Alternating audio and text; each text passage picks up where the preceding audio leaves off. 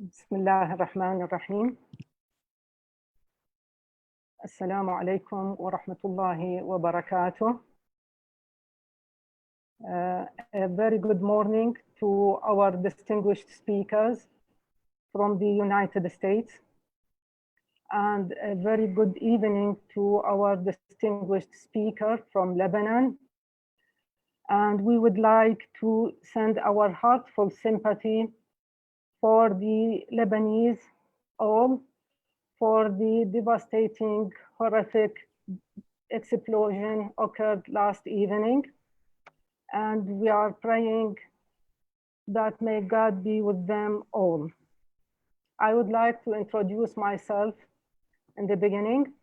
I'm Assistant Professor Dr. Inam Arif, Dean Assistant for Scientific Affairs for the College of Pharmacy, Mustansiriya University. I got my PhD from the College of Pharmacy, University of Baghdad, and my PhD from University of Reading, United Kingdom. Dear distinguished guests all attending this event, we are delighted that we are joining together this evening to attend the first international virtual conference regarding the pharmacy education entitled The Educational Trends During and After the Pandemic.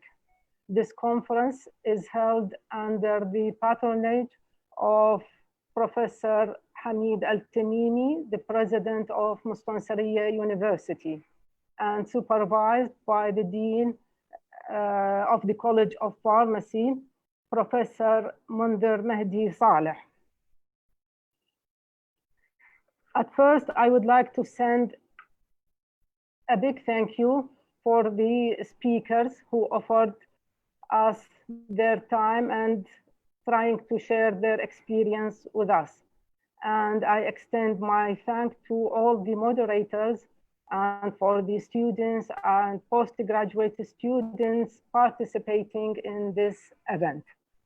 As we all know that the COVID-19 pandemic brought a big remodeling for the lives of people all over the world.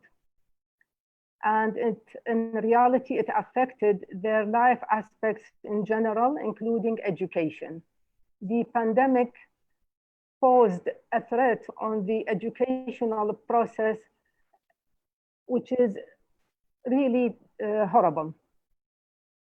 And the pandemic has affected the process of education, which requires an emergent treatment or approaches to overcome this threat. Currently, and during the past few months, we were focusing on how to treat the infected people and how to stop the spread of the virus. Meanwhile, there was a huge effort posed in order to keep the educational process moving and continuing. This pandemic, the COVID-19, has affected especially the educational process of the healthcare students. And the effect in this aspect was profound because of the peculiarity of this aspect. The students in this field require continuous clinical rotation, requires lab experience, they require direct contact with the patient, continuous tutorials and presentations. And that's why we are gathering today in this evening, in this event, in order to discuss this matter in depth. We need to have new approaches, new insights in order to keep the educational process continuing and in order to keep the students motivating and continuing learning process using different different aspects for education. During the next 3 days, I hope that you are going to enjoy the activities of this conference and have the chance to interact directly with the specialists of pharmacy education in order to listen to their successful experiences, to discuss about their insights and future plans for this educational process. The first station in our conference is a welcoming speech to the Dean of the College of Pharmacy, Mustansariya University, Professor Mundir Faisal. And Professor Mundir has graduated from the College of Pharmacy, University of Baghdad in 1994, and he has got his PhD in pharmaceutical chemistry from the same college. The stage is yours now, Professor Mundir.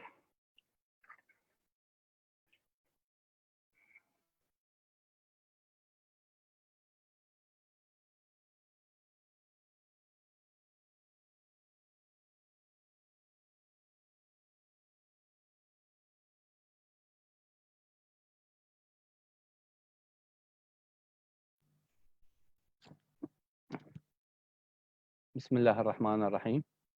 على بركة الله نبتدأ مؤتمرنا الدولي هذا.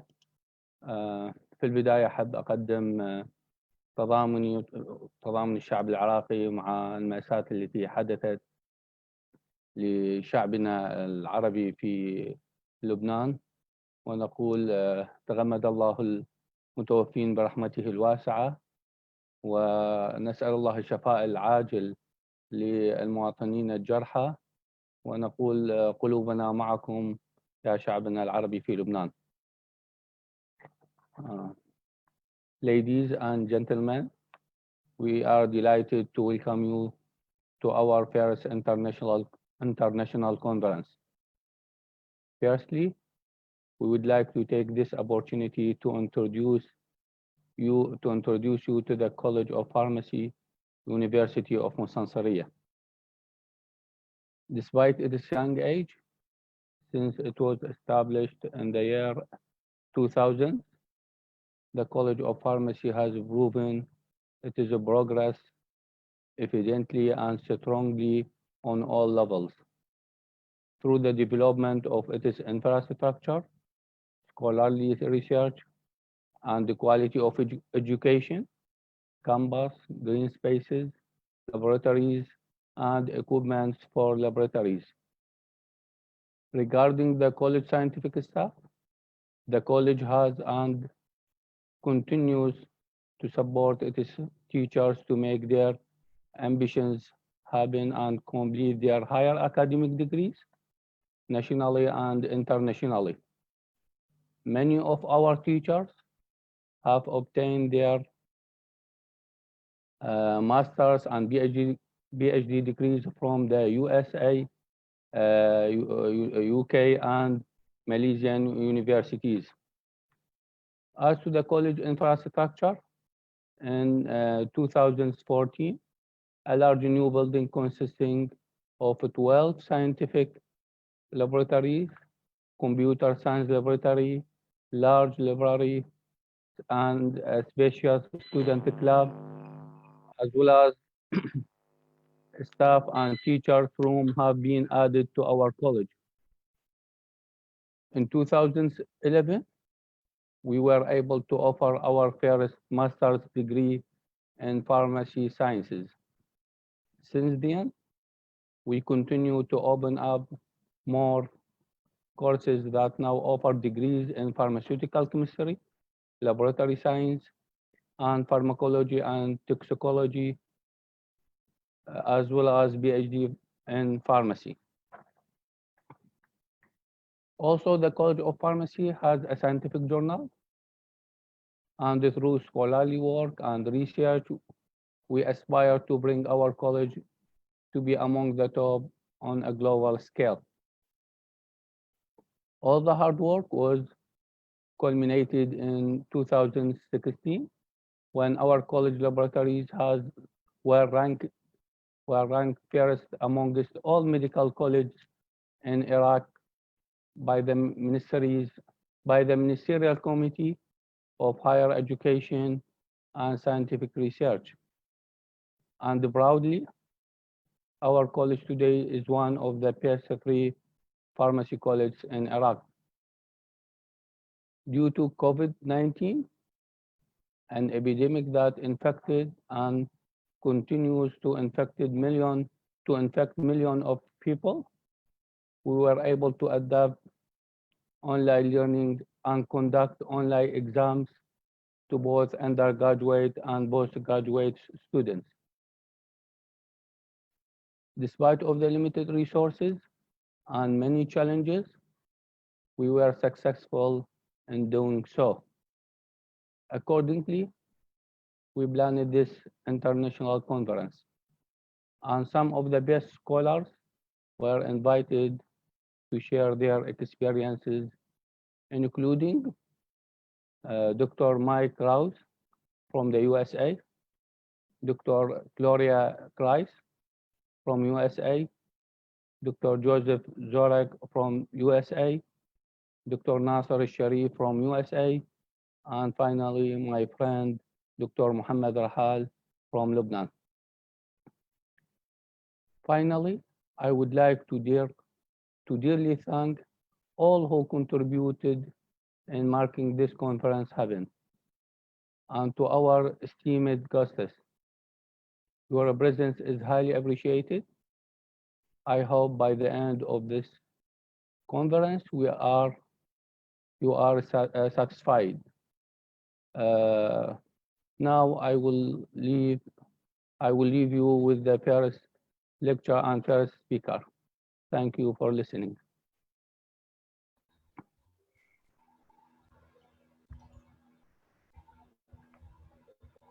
Thank you very much, Professor Munder.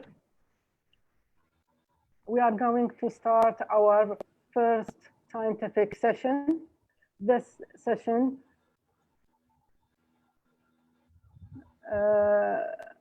is going to be run with the coordination of Dr. Masar Basim. Dr. Masar Basim graduated from the College of Pharmacy, University of Baghdad in 1994, and got his PhD from Nottingham University in pharmaceutics.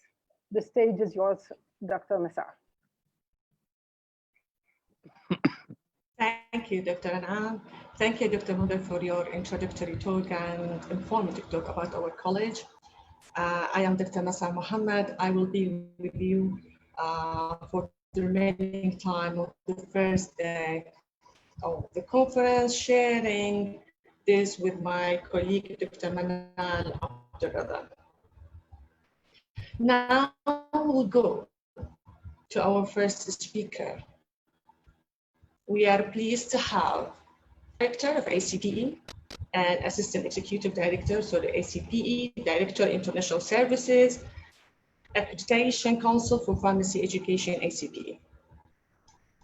Before going to Michael Rouse, let me introduce him to you. He born in Zimbabwe. Rouse served as a president of the Pharmaceutical Society of Zimbabwe and the National Pharmaceutical Council. For over 30 years, he has been active in FIP, serving on its board of directors, board of pharmaceutical practice, foundation for education and research, and community and academic sections, executive committees. He has traveled to more than 80 countries, and spoken at numerous national and international conferences. We are more than happy to be with us, Mike, again, and hear your voice in Baghdad, and hope to see you soon in our country, in our college. The microphone is with you now, and you can share your slide with us. Thank you very much for your very kind introduction. And I'm just going to bring my screen quickly for you.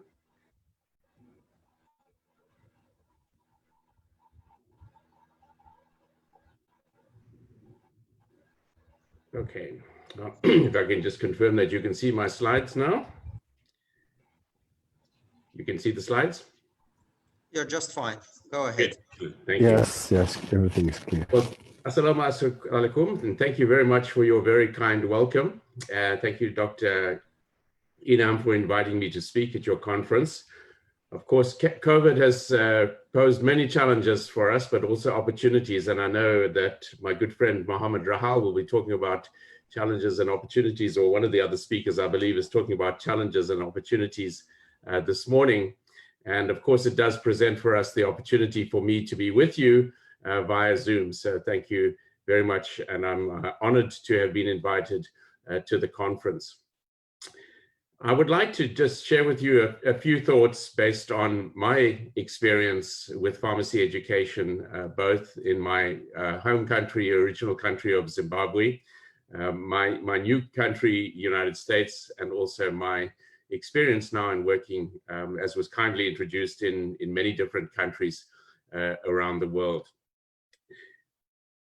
I would also like to just build a little bit on the opening comments that Dr. Inam mentioned, of course, with all the changes that are happening in pharmacy practice and pharmacy education.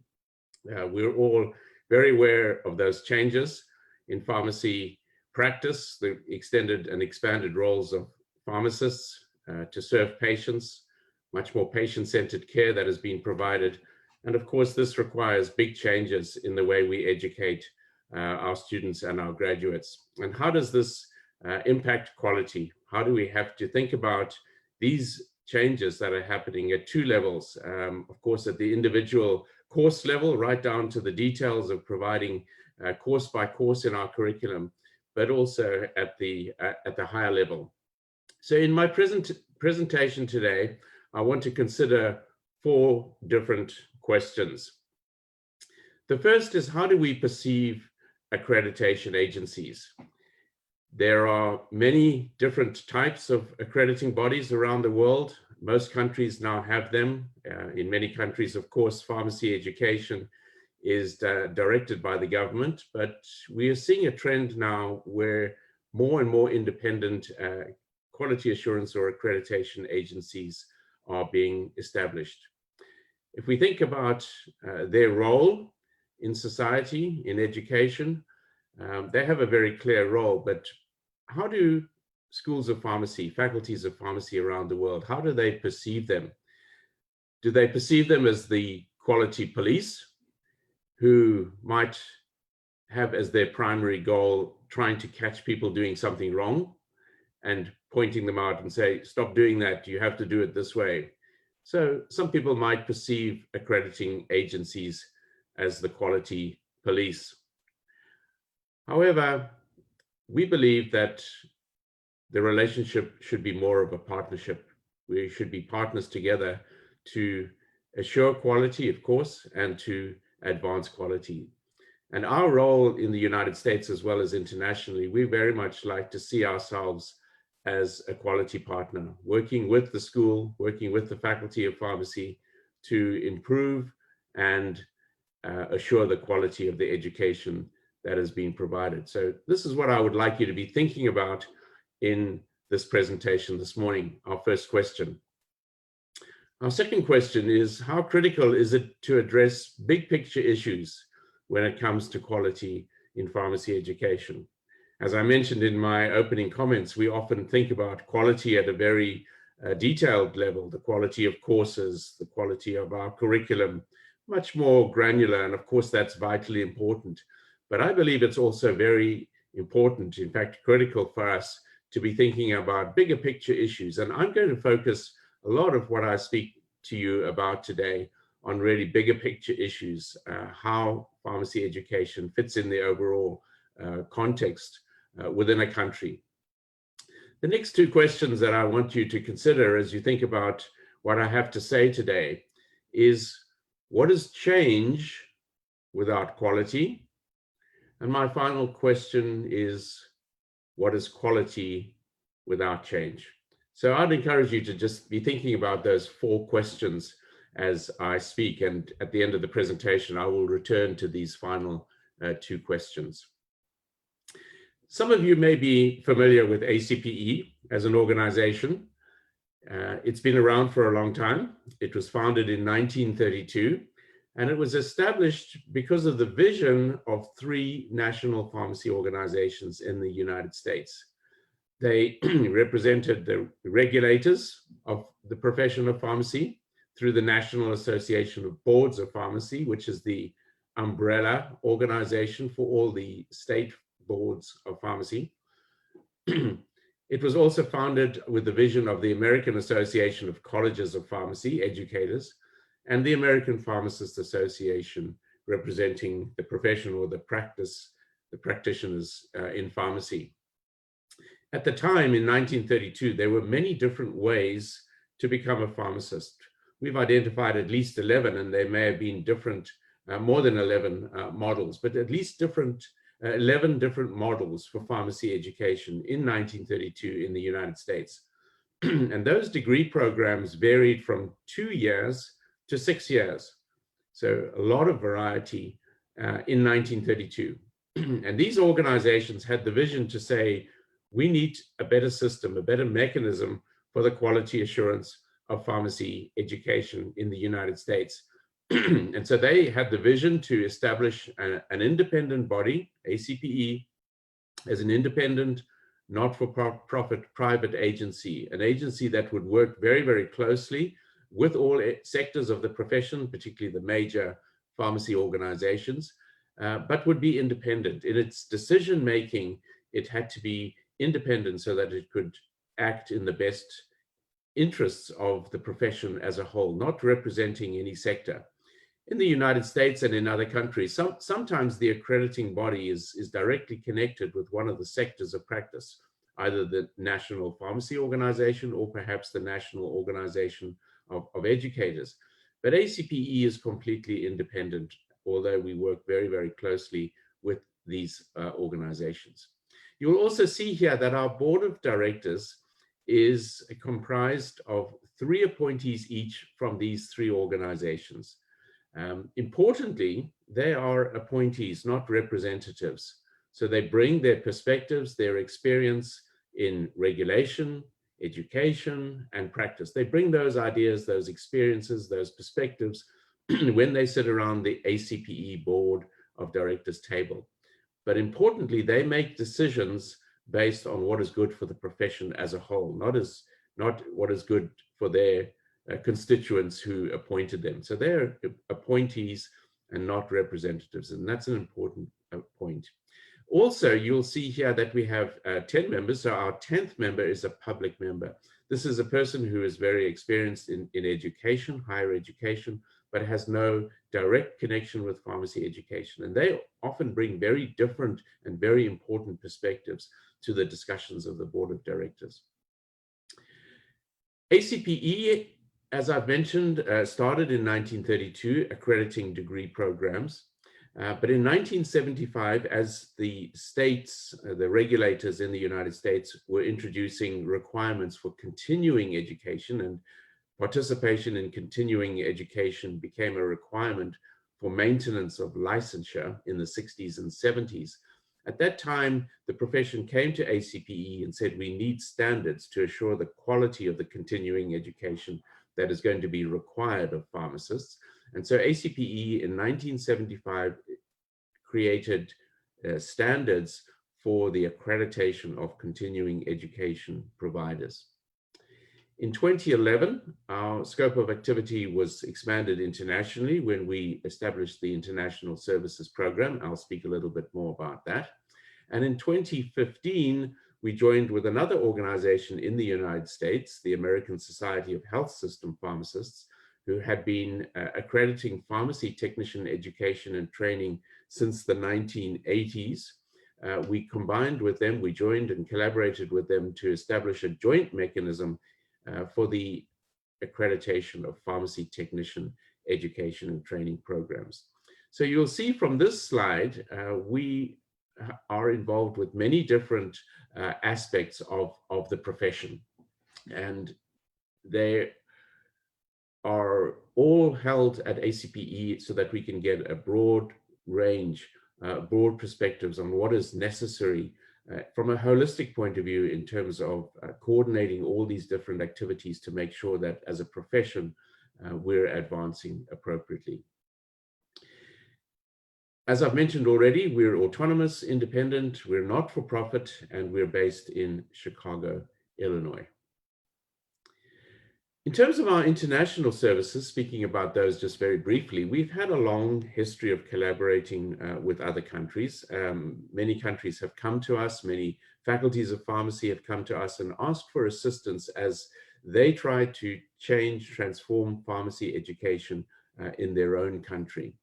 And importantly, we have helped other countries to establish their own accrediting bodies. So for example, in Canada, in Mexico, in Japan, in Portugal, we've helped them at a national level to establish their own accrediting bodies for pharmacy education. So we were historically assisting other countries in quality assurance, quality advancements of pharmacy education. We provided some consultancy, both at an individual school level or at a national governmental level. We heavily involve different volunteers in this process. And then ultimately, the decision was taken that we would establish a separate mechanism, a separate part of our organization to work internationally. In the late 1990s, early 2000s, we started to get applications for accreditation. And the ACPE Board of Directors decided that it could help other countries by doing this. And in fact, Lebanon was the first country. The Lebanese American University had a PharmD degree, and it was the first and only country to have its pharmacy degree program, a pharmacy degree program accredited by ACPE using ACPE US standards. That was in 2002. Later on, the ACPE Board of Directors decided that trying to help other countries using the US standards was not going to be the best way to do this, because the PharmD degree at the time, and of course still is, the minority degree. Most countries still have bachelor's degrees. Many have moved to master's degrees. Of course, PharmD is growing around the world. But at that time, in around about 2005, 2006, the bachelor degree was the most common degree. And so if we were going to only offer accreditation for PharmD degrees using US standards, because that was the only standards we had at that time, the Board of Directors recognized that using US PharmD standards was not the way to do it. So it rethought its direction, and ultimately, as a result of ongoing requests for assistance, ACPE decided to establish an international services program and international standards, which could be used for a variety of degrees. It could be used for both bachelor's and for master's degrees, professional degree programs, as well as PharmD. So that's what we decided to do in 2011. There is oversight by our International Commission. So we have a 8-member board, so to speak, a commission, which makes recommendations to the ACPE Board of Directors. They meet twice a year in person, if possible, although we've just had to have our first virtual meeting. We have other informal conference calls during the course of the year as well. But the International Commission makes recommendations to the Board of Directors. All decisions are made by the Board of Directors. I'll also just mention at this point, by way of background and a little, before I move on to the main part of my talk, is that ACPE offers certification to degree programs internationally. It's a little bit of a strange term, and I know it does cause some problems and some concerns.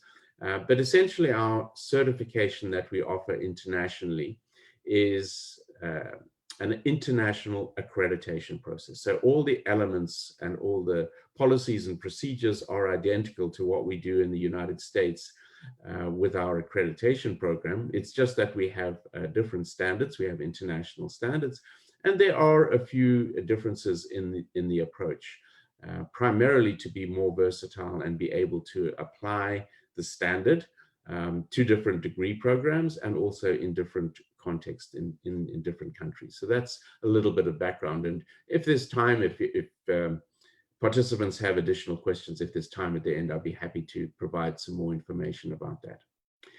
What is the vision of our international services program? You can read it for yourself here on the slide, But by way of background, many of you are aware that pharmacy education has expanded quite significantly in the last 20 to 30 years, as many different countries have recognized the need to educate, sometimes for the first time, to educate pharmacists in their country, or certainly to expand pharmacy education in their country because of growing demand for pharmacists. As pharmacists around the world have taken on new and expanded roles, in general, there has been an increased demand for pharmacists, and so we've seen many new schools of pharmacy established. Unfortunately, not always with good quality. The Dean, in his opening comments, was giving a lot of background to the university at Witwatersrand, and of course, they strive for quality, and the Dean gave us evidence of that. But unfortunately, not all of the new schools of pharmacy that have been established around the world have done so in a quality way. But our vision is really that wherever pharmacy education is provided, that education should be quality education, and it should be quality assured. So that is our vision. Why? Because we believe if the quality of the education is there, the graduates will be better graduates, and they will be better able to serve society and patients, and ensure optimal, safe and effective medication use. So this is really our vision internationally. And of course, our mission is to support countries, to support universities, faculties of pharmacy to do that. Ultimately, to improve the quality of graduates in that country, to improve the delivery of pharmacy services in society. So our mission, if we state it a little bit differently, is really quality assurance. So we use the process of quality assurance or accreditation, use that process, use that structure, but ultimately, internationally, our aim is for quality improvement. That is our primary focus, our primary mission internationally, or quality improvement through quality assurance. So our ultimate purpose here is to support efforts and initiatives that are going to advance the quality. In the United States, when ACPE was founded, and more recently as we've articulated our mission and our vision, we have said that ACPE in the United States has two parts to its mission. At the core, and you'll see in this diagram in the middle, at the core of our work is quality assurance. But beyond that, we have a second part of our mission, which is quality advancement. So let me explain how we do this in the United States. So at the core, at the center of our mission, because we have a mandate, a call from the profession as a whole to say, we want ACPE to be responsible for the quality of pharmacy education in the United States. We are relying on you to ensure that all graduates have the competencies that they need to go into practice. And we want those competencies, the quality of those graduates to be similar. We have close to 150 schools of pharmacy in the United States, and we want to be, the society and the profession wants the assurance that all of those graduates are of comparable quality with regard to their competencies. So this is the core of our mission in the United States. And I would offer to you that it's the bigger part of our mission in the United States. So this is driven or facilitated by our standards, and we would expect a high level of standardization and consistency between the 145, 150 pharmacy degree programs in the United States, so to have that assurance that all of our graduates going into practice are competent and ready to practice. Beyond that, however, on the periphery of this graphic is the role that ACPE has in quality advancement. And this is going to be a big part of my presentation to you today. How does ACPE as an accrediting body assure quality? But how can we be instrumental in driving changes, in driving quality improvement, working with other sectors within the profession to drive the necessary changes? We also want a level of individuality at our schools of pharmacy. As you know, higher education universities have as part of their mission that diversity. They want to be able to have as part of their mission different aspects that are important to them. So the mission of each university might be at the core somewhat similar, but all of them typically will have unique aspects to their mission. And of course, we want to see that. We want that level of individuality of our schools of pharmacy, of our universities, but of course, within the overall context of meeting the standards. So we want to encourage innovation and change.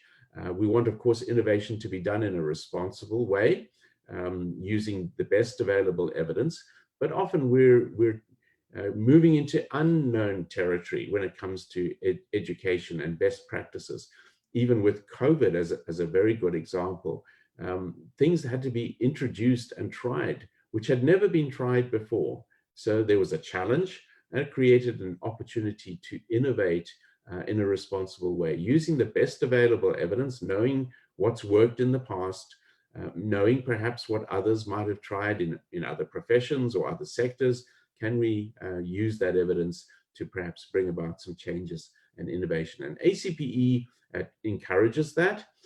We believe that our standards should be flexible enough such that we're not like in a straitjacket. We're so restrained that we cannot have any individuality or opportunity for change. So we believe our standards should reflect that there is the possibility to do things in different ways, and focusing very much more on the outcomes and impact. And we'll talk more about this in a moment. So we want to encourage that, and we want to ensure that it's done in a quality way. Internationally, we have similar vision, because we also have a role in quality assurance. When we certify or internationally accredit a pharmacy degree program, we want to know that at the core it meets certain standards, and we define what those standards are based on core principles, which are very much globally accepted and also very much in line with the core principles that are embedded in our US PharmD accreditation standards. So at the core, we have the core quality principles, but we have to be able to apply those within the greater diversity of working globally. When we work in the United States, it's a single market, and the schools of pharmacy are somewhat similar. When we work in many, many different countries, and we are currently working in many different countries around the world, we have to have the flexibility to apply that core principle, but within different contexts, within different countries, within different cultures, within different political and health systems. So we need that flexibility. So what we've tried to do in our international services program is capture the core principle, but say, how does this then apply? So if any of you have looked at our international standards, you will see that they're written in a way that's quite simple, quite straightforward, quite generic, so to speak. And that is by design, not to imply a lower standard by its wording. If you look at the US standard, the level of detail in the standard is higher, but that doesn't imply a higher quality. It just means that when our teams go on site to evaluate a program, they can evaluate it within the context. And that's very important. And when our commission looks at that program and say, are we going to grant certification? Or when our board of directors looks at the program and says, are we going to grant certification? We take that core principle and we apply it within the national context. So that's how we work. And internationally, if you just compare again these two diagrams, you'll see that the core is much bigger in the United States, because our key mission in the United States, our biggest focus in the United States is the quality assurance. However, internationally, our bigger focus, as I mentioned earlier, is on supporting efforts to quality improve. And that's how we design our work. That's how we design our standards. So the services that we're providing internationally are certification or pre-certification. Pre-certification is for a program that has not yet had its first graduating class. We continue to offer consultation. We do a lot of workshops and training. And if requested, we can do longer term projects with the government, for example, to establish an international agency. An agency for accreditation in the country. Let's move on to now some key principles that impact quality and are very important to us in our work. Many of these are contained in FIP's Global Framework for Quality Assurance of Pharmacy Education. I had the privilege of of leading the development of that document in leading up to 2008, when the first version was adopted. And then in 2014, we released a second document. And you'll see that one on the screen. If you're not familiar with this document, I would encourage you to go to the FIP website and have a look at FIP's global framework. And all the elements that I'm going to talk about here are contained, embedded in that document. The first key principle that I want to talk about, which is essential for quality of education, is that the three key sectors within a profession must be working closely together. If the profession is going to be in a strong, healthy, vibrant, dynamic position, those three key sectors need to be working together: education, practice, and regulation. And I'm sure as you look at this, you'll see that it's not a coincidence that those were the three founding organizations coming from education: the American Association of Colleges of Pharmacy coming from practice, the American Pharmacists Association, and coming from regulation, the National Association of Boards of Pharmacy. And the green bidirectional arrows, it takes me a little bit back to chemistry days as we think of bidirectional arrows and reactions between different chemicals or molecules. The idea really there is to show the collaboration, but also to show how one sector can at times drive changes in another sector. And at other times, maybe the same sector is driving changes in the other sector. So this should be a very healthy, dynamic state of affairs. It also means here that when one sector perhaps has an idea, maybe when a practice sector has an idea over here, they might go to, the practitioners might go to the regulators and say, we have an idea, we would like regulation changed in this way so that pharmacists can do something. So they're pushing towards another sector for change. But it's also important that that sector, based on its experience and its perspectives, can push back and say, yes, that's maybe a good idea, but have you considered this and this and this? So this is the very healthy, dynamic relationships that should exist between these important sectors within the profession. Unfortunately, in some countries, we don't see the level of collaboration and communication that should exist. But in a healthy, growing, developing, evolving profession, these relationships should be strong and healthy.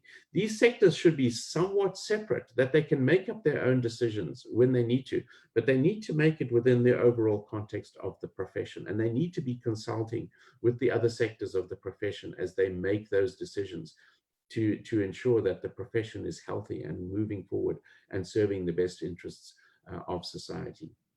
ACPE as an accrediting body should sit right in the middle.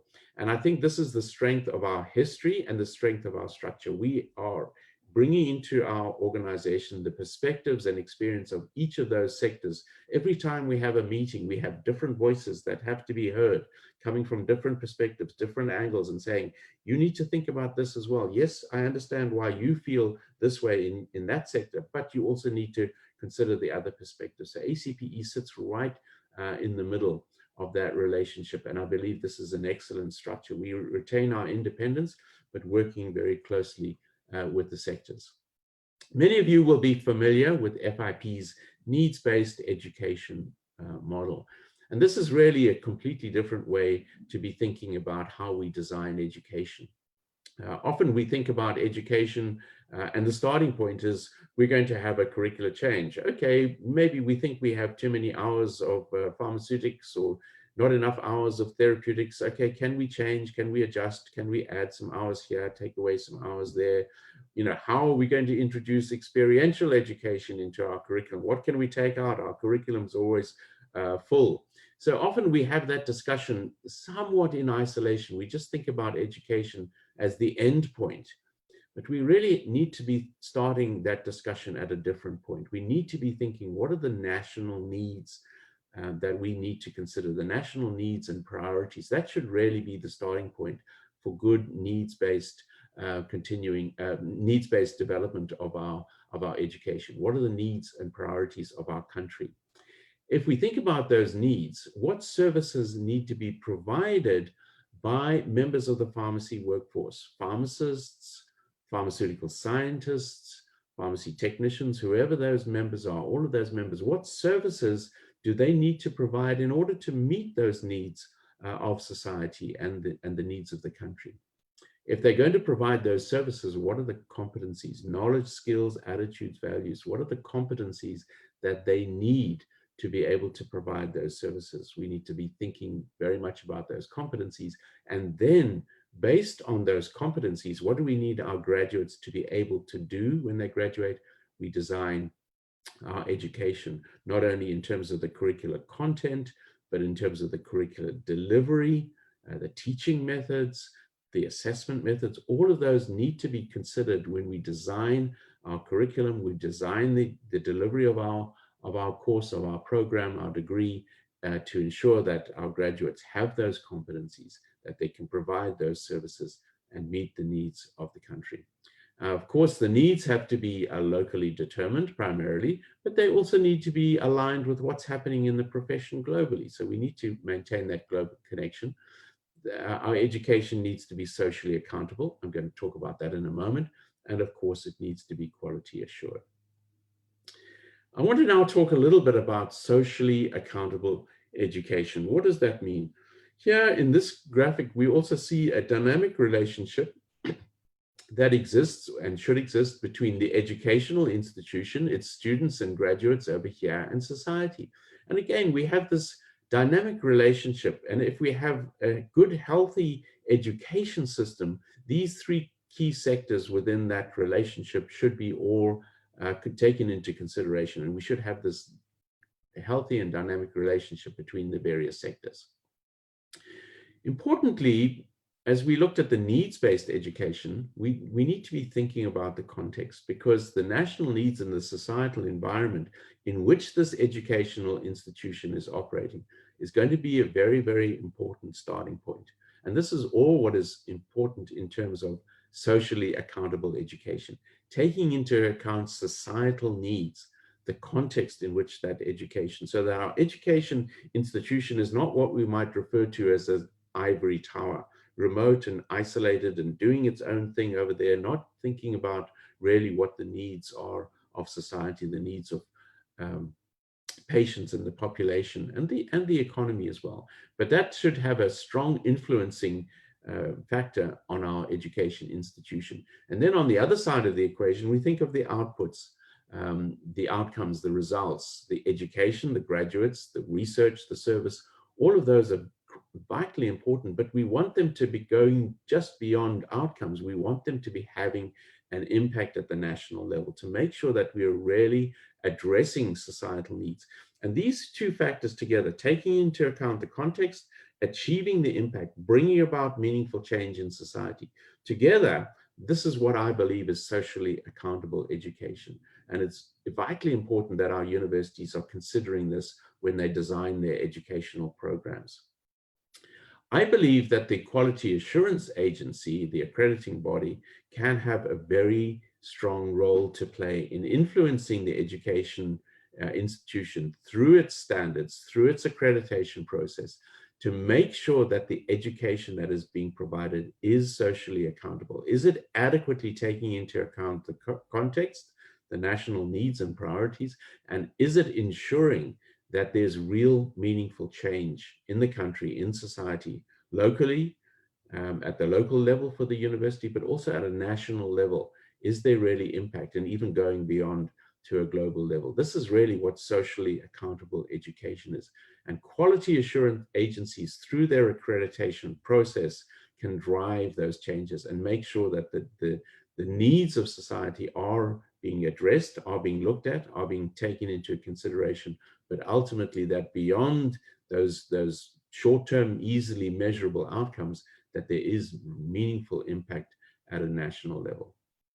And of course, as we all know, pharmacy education is changing dramatically. In order to be able to meet societal needs, we need pharmacists who have a broad range of competencies. So we need pharmacy graduates who are experienced here, who have very strong research and development skills, analytical skills, developmental skills in terms of new molecules, testing how they work, doing research through production, through distribution, through patient-centered care over here. These are the competencies that we need our graduates to have this whole variety, and it's creating a huge challenge for pharmacy education, because these competencies for this pharmacist over here and these competencies for the pharmacist over here are quite different.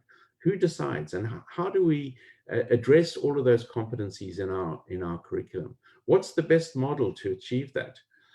I'm not sure yet that profession-wide globally we've come up with the ideal model for how to achieve and how to address these competencies. But I believe it's becoming more and more difficult to address all of these competencies within one single pharmacy degree program. So I think we're going to see still a lot of changes in pharmacy education over the next 10, 20, 30 years as we look at different models to ensure that we can adequately address all society's needs through this program. I'm going to skip this slide. Also built into the FIP quality framework is we talk about the pillars and foundations of educational quality. This is a model that existed in the first version of the FIP quality framework, but we only had the 3 traditional pillars of quality: structure, process, and outcomes. Those were identified on the graphic in that framework. However, we had 2 pillars on the outside that had no names. And when we were revising the framework, we said, well, maybe is something missing? Can we actually identify what these 2 outer pillars should be? At the time, there was a lot of discussion about socially accountable education. So you can see that probably it's not a coincidence, not a surprise that we added the 2 columns of context and impact representing socially accountable education. Because you can certainly have a good structure, you can certainly have a good process and good outcomes without adequately addressing the context and therefore without adequately achieving the impact. My own pharmacy education in Zimbabwe, way back in the 70s, I believe was a good example of that. There was a good structure, there was a good process, and there were some good outcomes. I think the graduates had good competencies. But that was a degree program that was imported, a copy and paste basically from a UK pharmacy degree program, an established good quality program. But it was designed for the UK. It was not designed for Zimbabwe. So it did not take into account Zimbabwe's context. And therefore, I believe in terms of impacting national healthcare priorities in Zimbabwe, it was not the suitable degree. So yes, there was good structure, there was good process, there was good outcomes. So all of those are essential, but they're not enough. They're not sufficient. If we're going to be socially accountable and have the desired impact in our country, we need to make sure that we are addressing the context as the starting point. We talk about competency-based education, and of course, here are our 3 areas of competencies that we need to address: science or knowledge, practice, skills associated with practice, and then the ethics, the attitudes and values. These are all areas that build collectively the competence that we need. And this is how we refer to our competency-based education.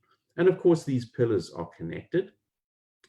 Context should drive and influence structure, will influence our process. Hopefully, then we're going to achieve the desired outcomes and ultimately achieve the desired impact. A few years ago, I had the privilege to visit Armenia for the first time, one of the many different countries that I've had the privilege to visit. And our host very kindly took us for an afternoon drive around the city. And a little bit outside of the city, he took us to this very beautiful old temple of Ghani.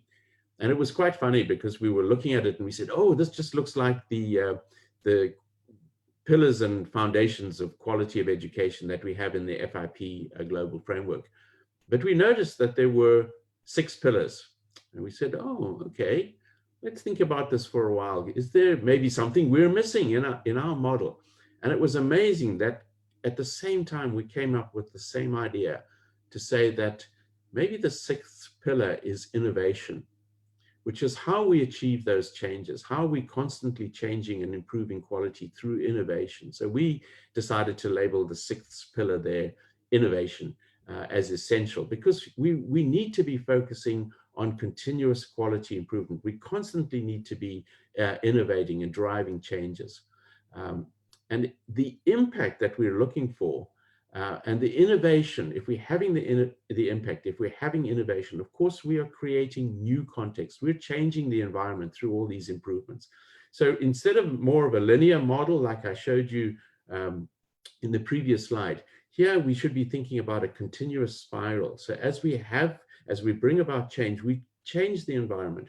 We go through structure, process, and outcomes changes and constantly spiral upwards in terms of improving the vision. These next slides I'm going to skip over. This presentation will be available. I'm not sure if you're making these presentations available to participants, but I'm very happy for it to be shared. And I would encourage you just to have a look at these slides. So I hadn't intended to go through them, but I'm making them available to you. They just give a little bit more information about context, structure, the things that we should be addressing, process, outcomes, and impact, and ways that we can think about it. Often people say, how do we measure impact? That's too difficult. There's too many other factors. You know, that's not our role to look at the impact. Well, I argue and I say we do need to be considering impact. And these are some ways in which we can be thinking about the impact of our pharmacy degree program. So here's again our pillars and foundations with the 5 pillars, 3 foundations: science, practice, and ethics. And the next slides here talk about a little bit more about those: science, practice, and ethics. I'll leave you to read those for yourself. So how do we achieve this in our international work as a body that's operating? Well, of course, we have standards. And as I've mentioned to you, what we try to capture in our international standards is the core quality principles. Those core quality principles are embedded in FIP's global framework. So they are core principles that are recognized as being globally applicable. They're not for the United States. They can apply globally. And this is what I would encourage you to be focusing on as you think of quality in your programs. What are the core principles? So we've tried to identify those and capture them in our standards. So we have 6 sections. And when these standards were introduced in 2012 by ACPE for our international work, they were directly aligned with the 6 sections and 30 standards of ACPE at the time. ACPE's PharmD standards have changed subsequently in terms of their structure, so there's not exact alignment, but the core quality principles are still exactly the same. So we have here 4 standards addressing mission, planning, and evaluation. We have 3 standards addressing organization and administration. 6 standards, the biggest section, as you would probably imagine, addressing curricular issues. We have 5 standards addressing students and academic policies. We have 4 standards representing staff or academic member resources, as well as other staff resources, etc. Those are all detailed here. And 4 standards that represent facilities and resources. So these are our 26 standards, which at the core capture those quality principles that we can work on. Just to wrap up, I have a few minutes left out of my allocated time. I want to just share briefly some recent changes that have been driven in the United States through accreditation.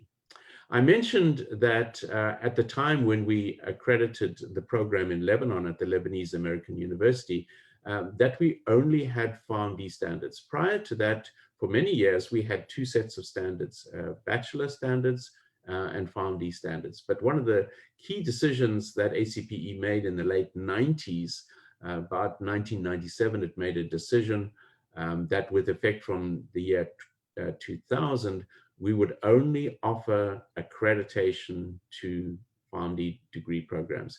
This created, as you can imagine, quite a big upheaval in the United States because of quite a few schools of pharmacy were offering PharmDs at that time, but many were still offering only the B.Pharm. So for them to change was a major change, and it took several years to achieve that. But that was a decision taken by ACPE and driven by ACPE because it said as the roles of pharmacists in the United States are starting to change, we believe that this is something that needs to be done.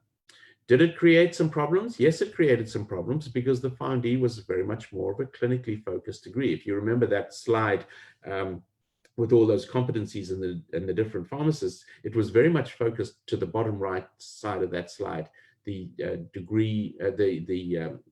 more clinically focused, patient-centered care roles. So at the top left of that slide, we had the pharmaceutical sciences, the research and development, and the PharmD definitely the move to all PharmD definitely created a gap that was not adequately addressed by the PharmD program. So now we've started to see new programs emerge. So this is why change needs to be done strategically. And I don't think it was a good move to move in that direction, but at the same time, part of the big picture was left out, and it created a problem, which is now we're trying to catch up in pharmacy education.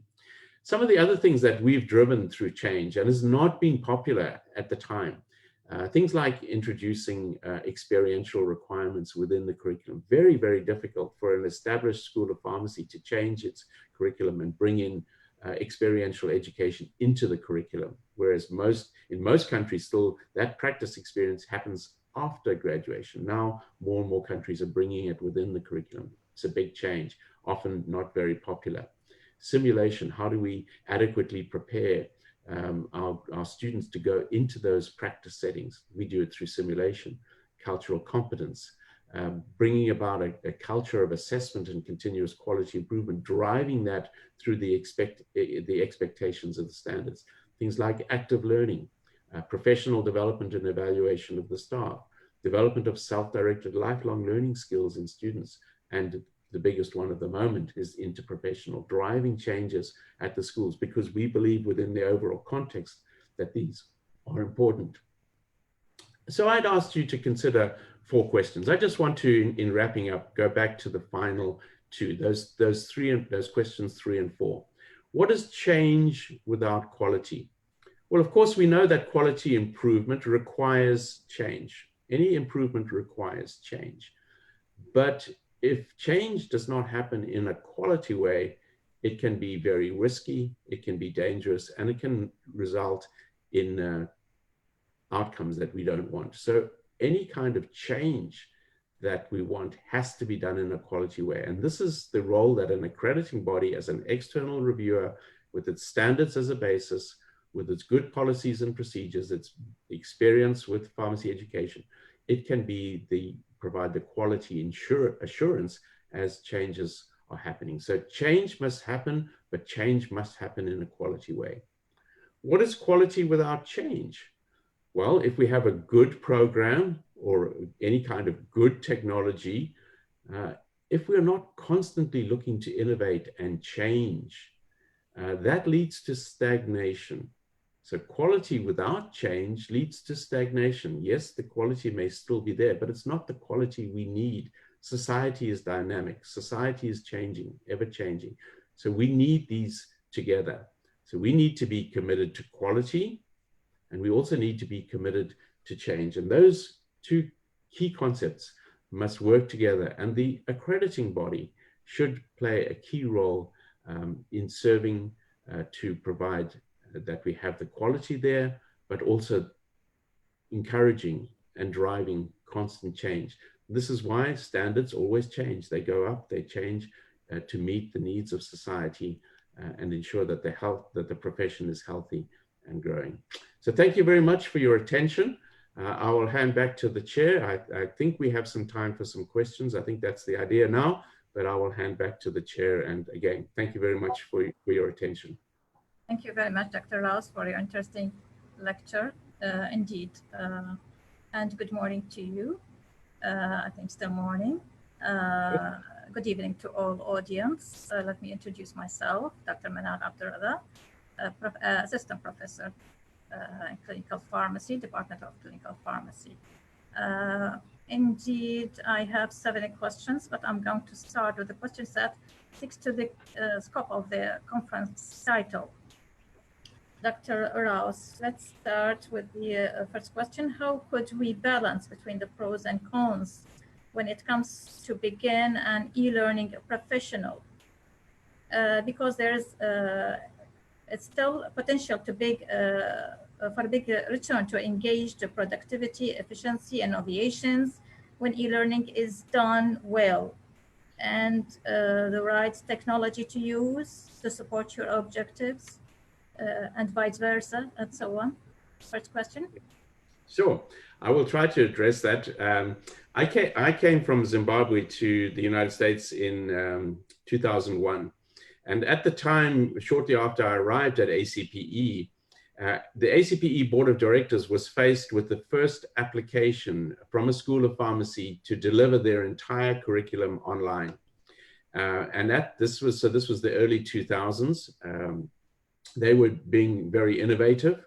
They had students all around the country, and they were delivering the curriculum online. Of course, at that time, very few schools, particularly in pharmacy, had experience with this kind of e-learning, and there was a lot of nervousness. In fact, there was a lot of opposition within academia and even within the practice sector to say we cannot educate a pharmacist online using these just online delivery. Of course, there was practicals and practice experience had to be done in the more traditional way.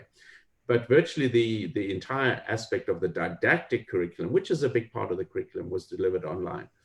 And ACPE, of course, was rightly quite nervous, but ultimately we evaluated the program. We looked at all the evidence that had accumulated in other educational sectors, and we came to the conclusion that yes, quality can be delivered, quality can be maintained in online delivery. There has certainly not been a huge expansion in that type of program. We've only had, I think, one more recently coming up where it's intended for basically exclusive online delivery. Over the years, though, as more evidence was accumulated that pharmacy education, certain aspects of pharmacy education can be delivered in that way, in a quality way, and that students can learn and can achieve the competencies. There's definite evidence that it is possible. More and more schools expanded the use of this technology, sometimes for distance campuses, sometimes because students like that way to learn, so more and more courses were provided in that way. Of course, COVID-19 has changed that situation, that everyone is now forced to do it. So this is, of course, a very important question. But I believe, yes, a balance is essential. There are certain aspects to building competencies in pharmacy graduates that I think cannot be done just exclusively online. So I think achieving a good balance, yes, certain didactic elements can be delivered very effectively. And with the new generation of learners who are very, very familiar with that, I'm looking around and recognizing that probably many of the people who are going to be presenting at this conference are of a different generation, and we're not perhaps so comfortable to learn in that way. We're more traditional. But the newer generation, of course, is very much like it. So it does offer huge opportunities for convenience, for the ability to review material over and over again, to use different technologies. I mean, some of the technology for virtual reality in terms of e-learning, there's huge opportunity. So I think, yes, if we achieve the balance, if we use the technology effectively and appropriately, I think we can deliver quality. But there's certain skills, I think, that are still going to need to be developed in a more traditional way. Yes, thank you. Another question also sticks to the title of the conference. How do we ensure e-learning and development programs are aligned to help achieve your organization goal? Again, I think maybe I've sort of answered a little bit to that already. Again, it's going to depend on the mission. What is the organization?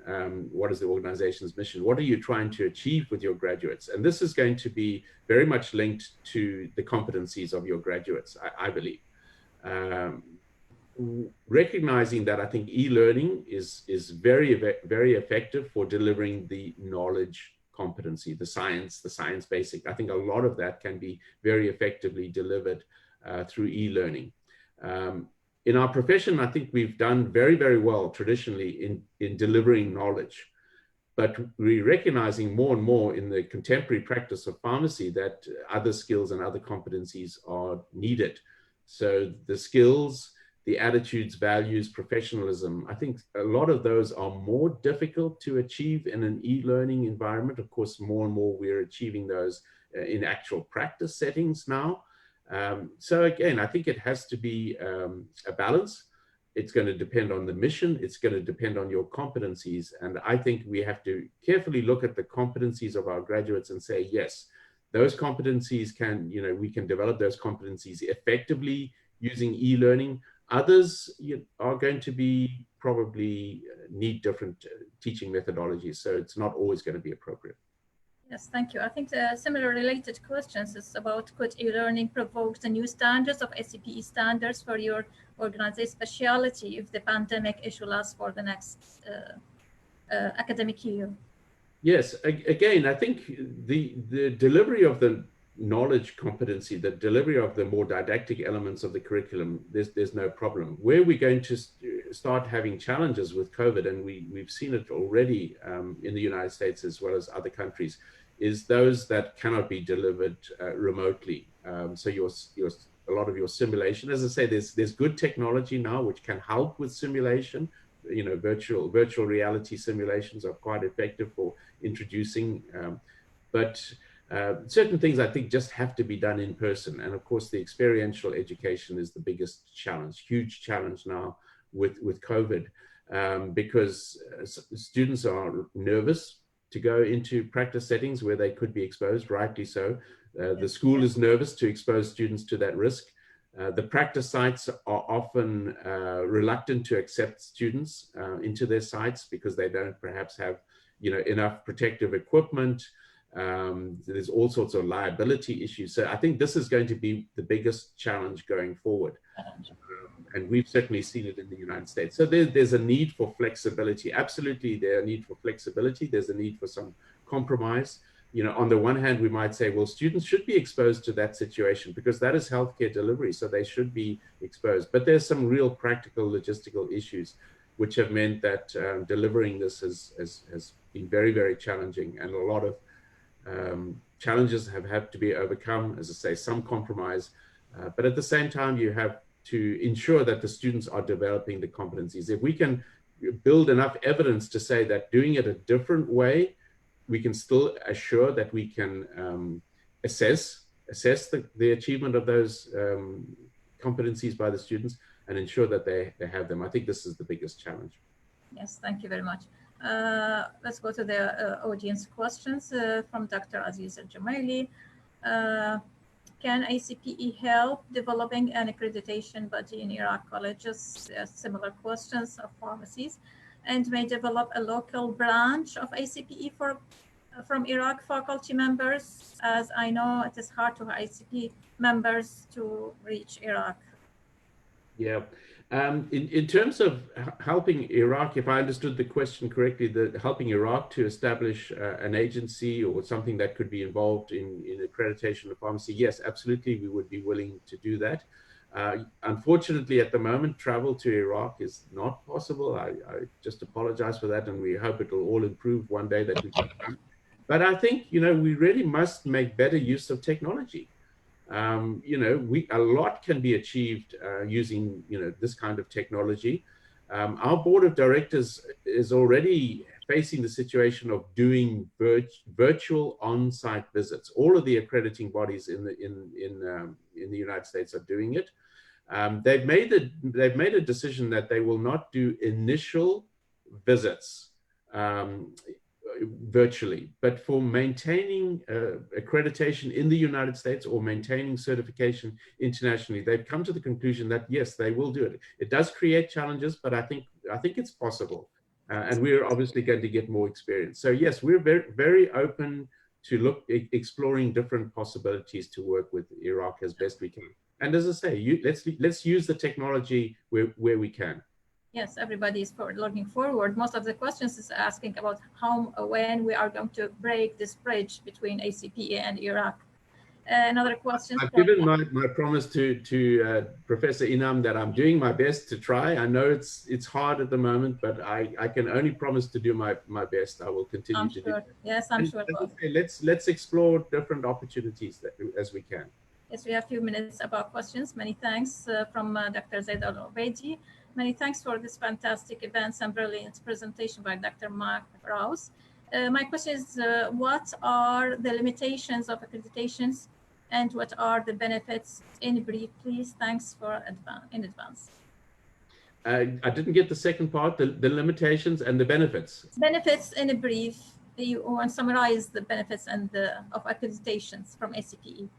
Yes, I think in essence, the primary benefit is that we provide that partnership that I spoke about earlier. We're here to be your partner to improve quality. So we'll bring our external experience and perspectives to help you to improve. I think this is really the primary benefit is we're here to partner with you to improve the quality. That is the primary benefit. And then you can have the assurance that someone external to your system has evaluated and said, yes, this is good, this meets quality, or when maybe there are some ideas for improvement, someone else coming in and giving you those ideas.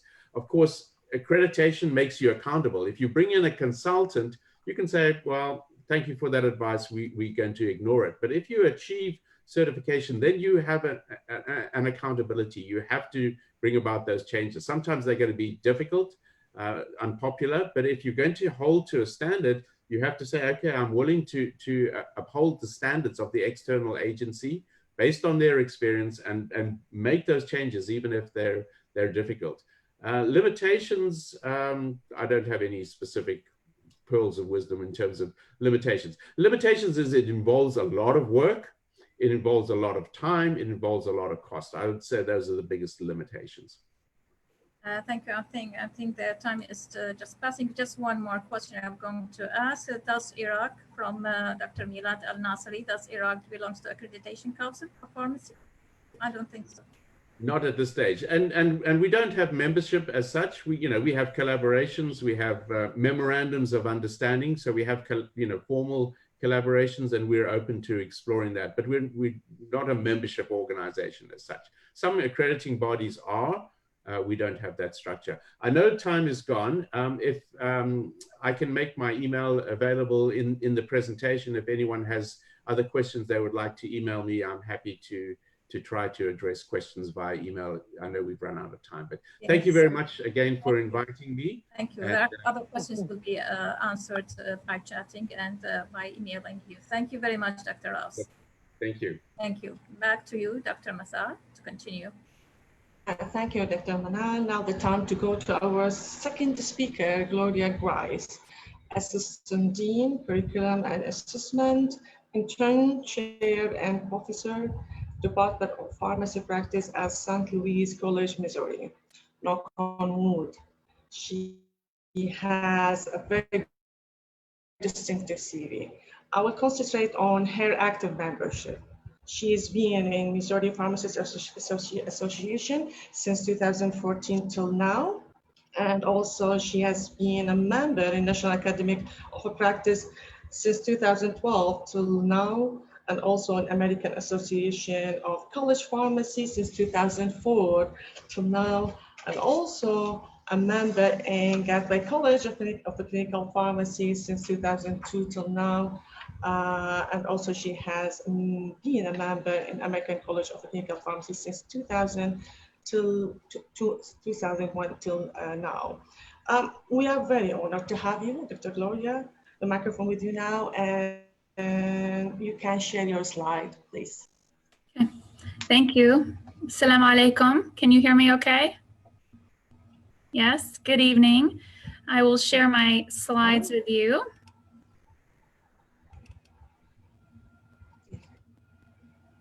Okay, can you see those okay? Yes, fine. All right, very good. Well, I want to thank you so much for this invitation. What an honor. I'm very excited to talk with you today. I am in assessment and curriculum, and I do oversee pharmacy practice now. But just prior to these new roles, I was the director of experiential education for 6 years here in St. Louis. And so I do have a lot of experience in this area. I tease the new director daily that I left just in time for COVID and left her to have to manage it because as you just heard, It is really daily changes and stress to be able to ensure our students are safe and able to experience pharmacy the way that we want them to. So what I wanted to do today was a few things. One, I wanted to walk you through the standards that we use for our experiential education and how we design our curriculum to meet those standards. The second thing I wanted to do was to tell you a little bit about our IPPE, which is the introductory experiences, and the APPE, which is the advanced experiences, and share with you some potential models of design of how you can design your own IPPE and APPE programs.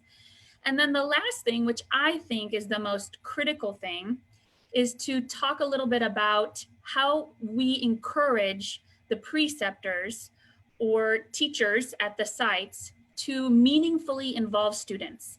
Because if that is not happening, then the design of the program and meeting the standards is irrelevant. So what you need to do is to ensure that the people who are spending the time with the students out in the field are actually involving them in the learning and helping the students meet their outcomes.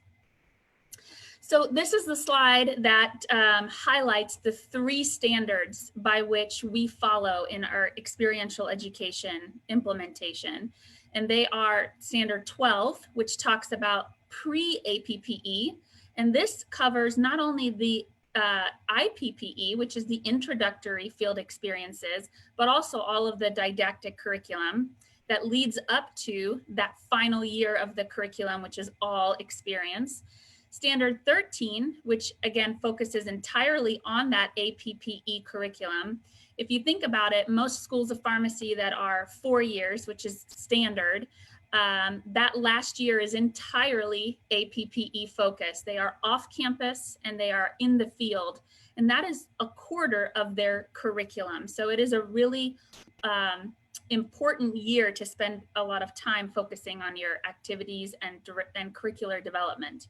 And then the last standard is standard 20, which focuses on the preceptors, right? Those are the teachers that are spending that whole year with the students. And there's a lot of emphasis on selecting the right people, training them, orienting them, ensuring that they have their own development opportunities, because again, they are an extension of your faculty on campus, but out in the field teaching the students. So I wanted to start with a quick poll, and I think I might need a little bit of help with this. But the question I wanted to ask first to get you to start thinking about really what we're expecting in our curriculum: how many hours should students be exposed to the field of pharmacy or the practice of pharmacy in their introductory years? That means all the years leading up to this last year of full immersion experience. 0, 100, 300, or 500?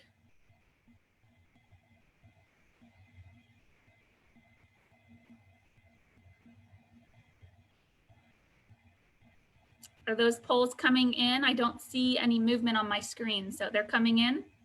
The polls are just fine. Okay. I'll let it go for 30 other seconds, okay? Okay, thank you.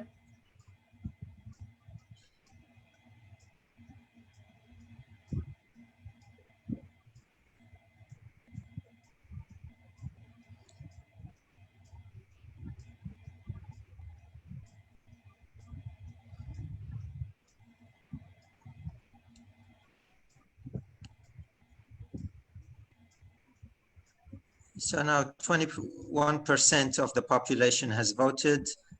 50% are around 300. The other 40% around 100. Okay, thank you very much. You're welcome. So the correct answer is 300. And when this stipulation first came out, the schools were very surprised and scrambling and trying to figure out how we were going to add 300 experiential hours into the curriculum. But I'm very happy to say that that transition has now occurred, and the expectation is set that students must not only have these experiences at the very end of their curriculum, but they must have them leading up to that final year. And so what I wanted to focus on is the part of this standard that discusses what the expectations are for these introductory experiences, the duration, and how simulation can be used or not used when we are in the IPPE years. So in terms of the expectations for IPPE, ACPE, which we are accredited by, as you know, gives a little bit of flexibility for schools to develop and design these experiences within some parameters. But they focus on 3 particular areas that they want students to be able to do when they're in the field. They want them exposed to contemporary practice models. So innovative, forward-thinking practice environments where they're going to be able to take that back into their learning in the classroom. They also want them exposed to interprofessional practice. So again, they do not want students to be isolated in just pharmacy environments and not be able to interact with other healthcare professionals. I know Dr. Zorek tomorrow is speaking with you about how you intentionally involve learners into interprofessional education.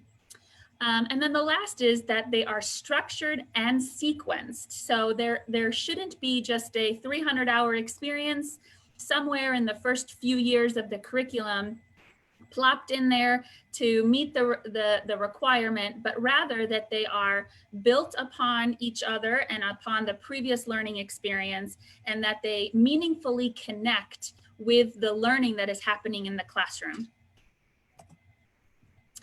As we said, the requirement is that they have to spend 300 hours.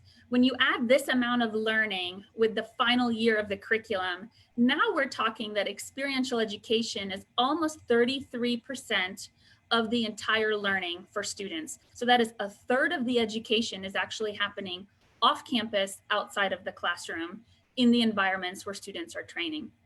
What they've described is that there has to be a minimum of 150 hours, so half of those 300 hours must be equally split between a community pharmacy experience and an institutional or hospital experience.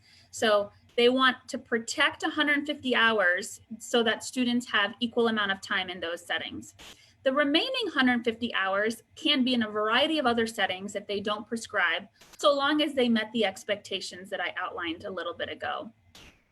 They want them integrated into the curriculum where we start them early, very early, and then we connect those dots to different learning objectives throughout the didactic program.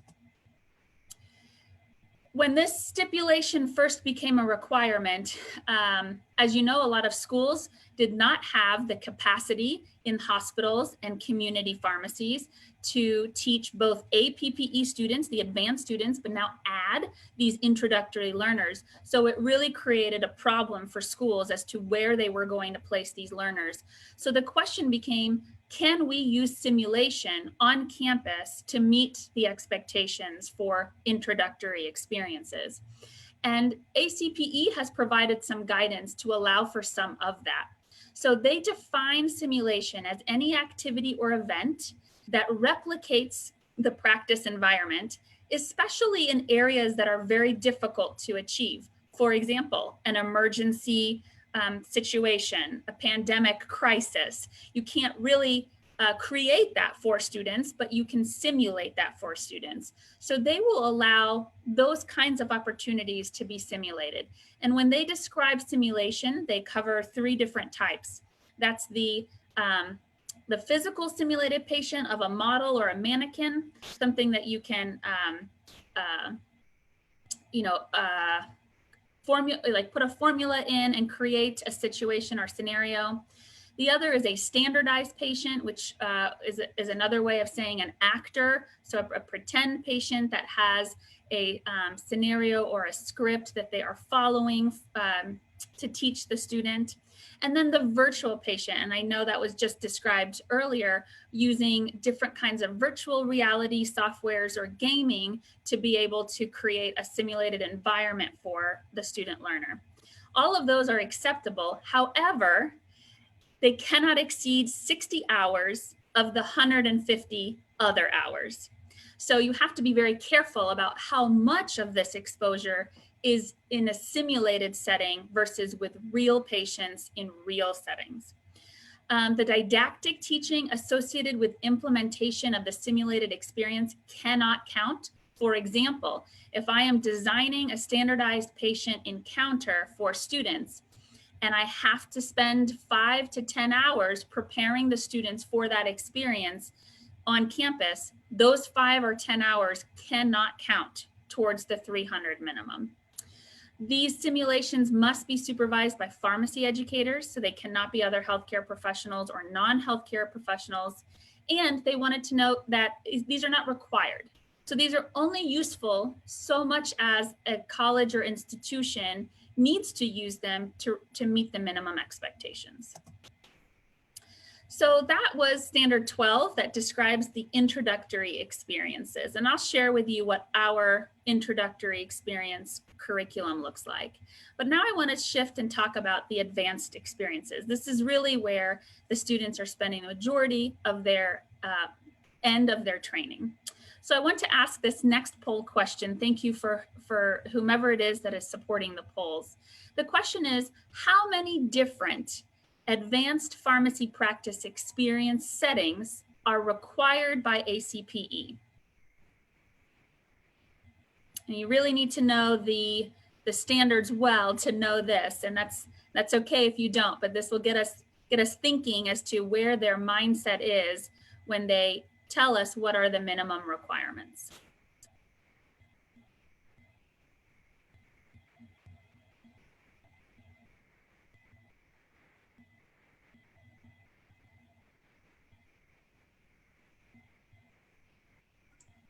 Okay, so I'll let it run for another 20 seconds.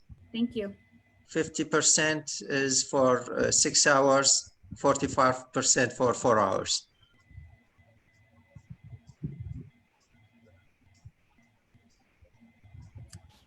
Thank you very much for that. Most of you, I think, nope, not quite most of you, but almost half of you are correct.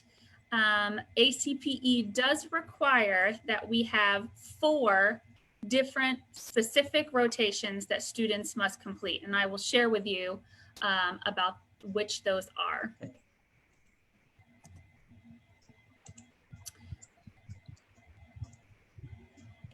Okay. So the first thing about the advanced experiences is that the emphasis must be on patient care. This was a huge shift in pharmacy education in the United States, is that we went from a distributive field to a patient-focused field. And we have not solved this for the profession yet. We continue to struggle with being recognized by state, federal, and people for what we are able to do to improve patient care. But yet that is the focus of the education. So while the dispensing components of the practice of pharmacy can be exposed and covered in the introductory experiences, we really shift in the advanced year to focus less on how do we get the medication to the patient, but more, is the medication the right one for the patient? So that is the fundamental shift in the advanced experiences. We incorporate acute settings, chronic settings, wellness, so prevention services. It must be in multiple different areas, outpatient and inpatient. And there's a key for exposure to diverse populations. For us in the United States, that's important because they are interacting with so many different cultures and ages, genders, and people that the diversity is important to learning and understanding patient care. And that there's exposure to innovative healthcare delivery systems, so that pharmacy today is not necessarily what pharmacy is going to be tomorrow, and we want them to get exposure so that they're more prepared for tomorrow. This is a little bit more about the different diversity. Schools are oftentimes tasked with being able to track and justify how our students are being exposed to diverse populations. So we do monitor their experience with different patients. Interprofessional is also mentioned in Standard 13. It's mentioned in many standards, which is why I was very pleased to see that tomorrow that's going to be on the agenda with Dr. Zorek. But again, in the advanced year, they want in-depth experience with an interprofessional team. And we have to justify how we are doing that. And there are some settings in which it's much easier. In the hospital setting, for example, there's a lot more exposure to other healthcare professionals, and the pharmacy can oftentimes work with those healthcare professions in care of the patient. It's a lot more challenging in other environments, such as the community pharmacy, where there might not be as well of communication or teamwork happening between multiple different professions. So here are some of the logistics that we have to meet when we design our APPEs. So they have to be full-time. These are students that must spend 40 hours, that's a full-time work week for us, per week in the field. It cannot be a part-time experience that they spend 20 hours in the field and 20 hours in the classroom. There is a minimum of 36 weeks. So if you do the math, that's 1,440 hours in which our students are in advanced experiences. Each of those each of the 4 required experiences must be at a minimum 160 hours. And I think a lot of these specifics are our accreditors' way of standardizing the exposure for all the students at multiple different schools, but also ensuring that there's a minimum threshold of exposure in some of those more critical settings so that they are prepared for their licensure examinations and can practice pharmacy effectively. And again, most of the focus has to be on patient care. So while there are opportunities for non-patient care learning, they cannot be the majority of that year. So timing, these experiences cannot be started until the student has completed all of their introductory experiences and all the required didactic curriculum. And that is, it's a way for us to ensure that our students are what we call APPE ready. In other words, they are ready to go out into the field and function as an extension of the pharmacist. There are some other coursework related things or projects that ACPE will allow for students to do while they're on their experiences, but they say they cannot use those towards the 1,440 hours, and they cannot compromise the quality of the education and the time the students are spending in the field. So I mentioned there are 4 required. These are the 4 that ACPE says every student must have in the advanced year. Community pharmacy, ambulatory care, which they define as moving beyond just clinics, where we had traditionally used ambulatory care exclusively to mean physician offices or clinics. But now many of our community pharmacies have opened ambulatory care type of practices in which these objectives can be met in that environment. So they could have a community pharmacy experience that is focused more solely on the traditional community pharmacy responsibilities in the workflow dispensing of medication process, or it can be focused on more of the chronic medication management, patient care focused component of the community pharmacy. The third one is hospital or health system. And the last one is an inpatient general medicine or internal medicine experience, where the students are up on the floors, not in the pharmacy, and rounding with teams to make recommendations and improve health outcomes for the patients that are admitted on the floors.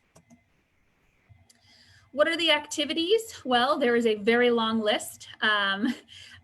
at times ACPE can be very helpful with the recommendations, and this is an area in which they do provide a lot of detail about the specific types of activities they want us to expose students on and measure that they are able to do. I'm not going to go through all of them because there are a few pages of those activities, but I wanted to share with you what some of the verbs look like in that area to get you an idea of the kinds of activities. So the first area is direct patient care. They want students interacting with other professionals. They want them optimizing medication therapy. They want them serving in a consultant role as a recommender of appropriate drug therapy. Lots of education of patients, caregivers, other healthcare professionals, delivery of evidence-based medicine, delivery of medication, ensuring, so again, the final step to make sure that this is the appropriate therapy or plan of action for the patient, engaging. So a lot of outside of the workflow types of activities where the student is really integrated as a member of the healthcare team. This is where the students are oftentimes rounding. They are also visiting with patients and doing educations, discharge educations, medication reconciliation. They are also creating plans, SOAP notes, making recommendations to providers, really thinking through optimal therapy. Again, a focus on interprofessional interaction. Also in the hospital or health system and community settings, there is focus on management. How do you manage those processes? How are drugs distributed? How are they administered? In many settings, the pharmacist is able to administer medications and certainly immunizations. But that whole process of how that works, including all of the legal regulatory aspects. And then professional development, that is sort of the, how are you looking at the student's character? How are they developing their behaviors and their attitudes? Are they able to learn on their own? Because as you know, the field of medicine changes daily. And so what they learn today will not be relevant in 5 or 10 years. Can they keep up by their own self-paced learning and their continued professional development? The elective experiences are allowed, of course, and they want, ACPE wants and encourages students to have experiences in areas of their career interest. So there are certainly a lot of non-patient care settings, things like industry or managed care, research, academia. There's several settings that students might have an interest in that we have to create opportunities for them to learn in those settings. And we want them to have enough of that breadth and depth that they can try multiple different things. We at St. Louis College of Pharmacy have over 1,000 preceptors at 800 different practice sites all over the world. And so it's important to continually develop new and meaningful relationships with places that we can send student learners.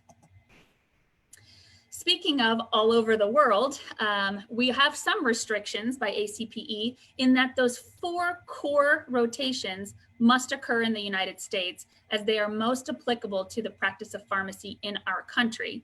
But any elective experiences certainly can be done outside of the United States as long as there's clear expectations and that they're of high quality. Okay, so that is really the emphasis around the advanced experience. And now I want to shift to the last part of the standards and talk about Standard 20 that focuses on who these teachers are in those learning experiences. So just posing a question for you, thank you again for the poll assistance. What do you believe is the maximum number of IPPE and APPE students per teacher that is allowed by our accreditors?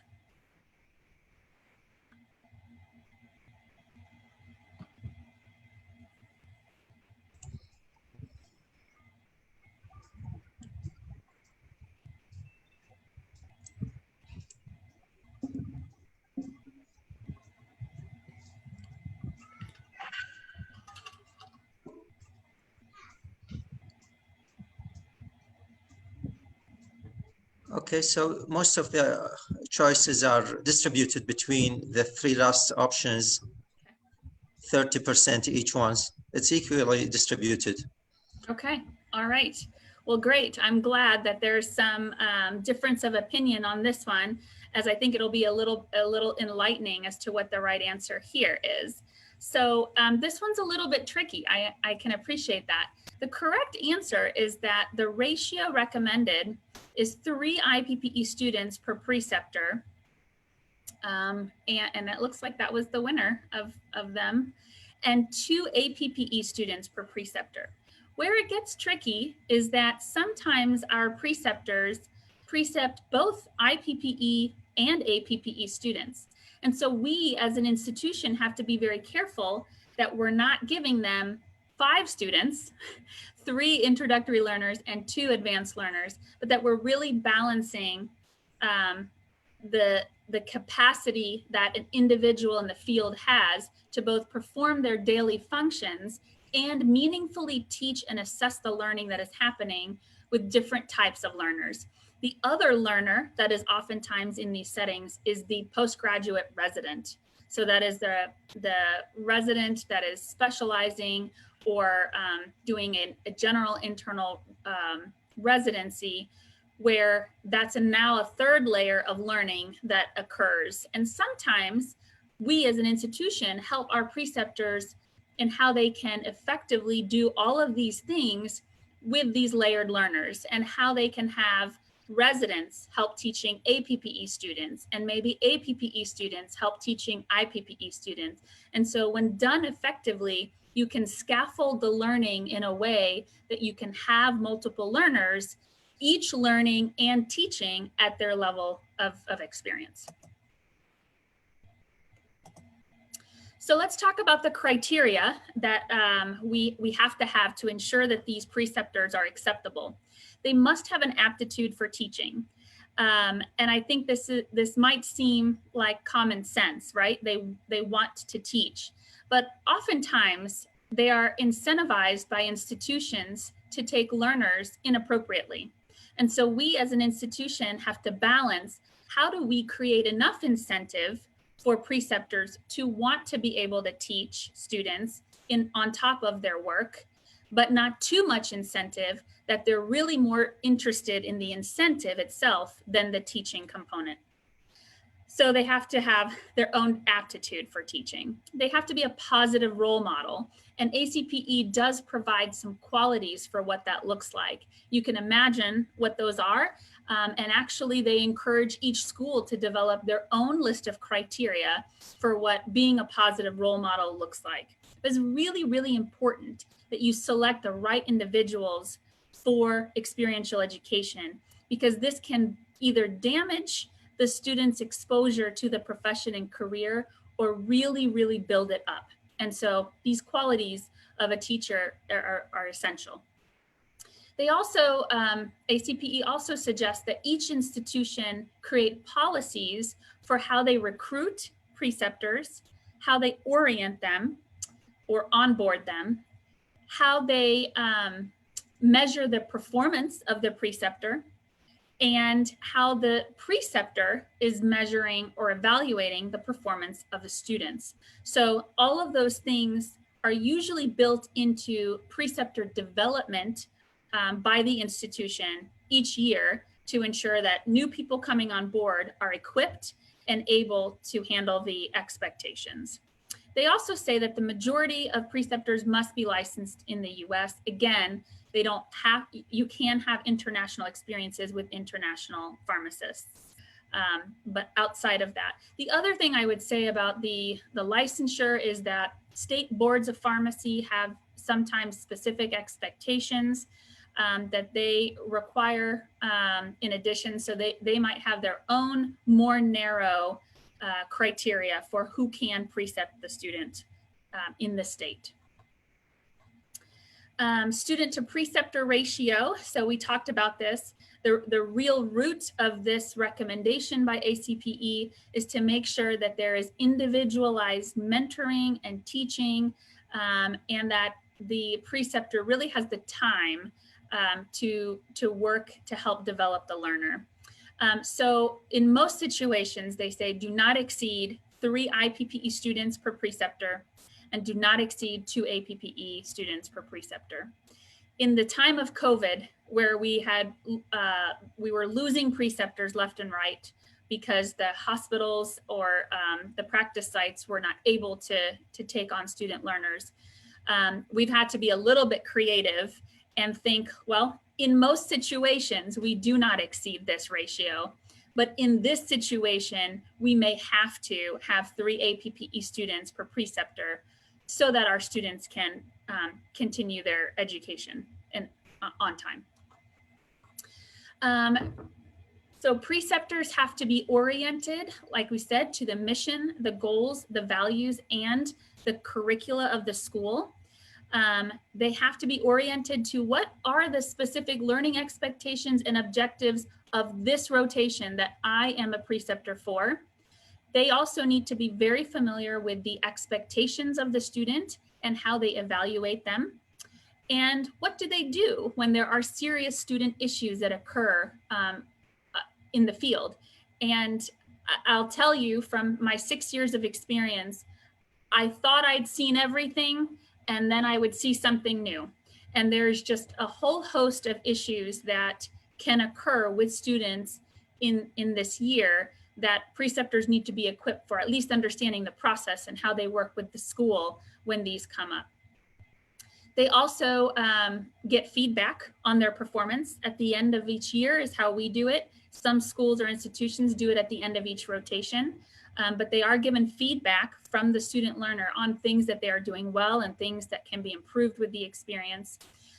Also, the key is that the school doesn't just recruit these preceptors and tell them what to do, but now they're fundamentally part of our responsibility to help continue to develop them. And so the school has to provide development opportunities every year for this cohort of teachers. The recommendations also suggest really engaging the preceptors into what is happening in the institution. How can they be part of quality improvement efforts? One way that we do this is that we have a preceptor advisory council that is made up of individuals who have been recognized each year by the graduating class as the top preceptors. And those sit on the council for the following year. And we meet with them quarterly to get their feedback on any changes that are needed in the experiential curriculum or suggestions or recommendations they have to improve the quality. They can be volunteer or paid. It really is up to the institution on whether they are able to provide a stipend. Also, the recommendation is that they're recognized with some type of title. I think that this is an engagement opportunity where now they feel that they are part of the faculty in some way teaching students and not just help on the outside. They also want that these people teaching your students have all of the resources at their disposal to do it well. So equip them with the support that they can do that. Access to the library, access to any software, and again, the development opportunities and materials that they might need that you as an institution are able to provide.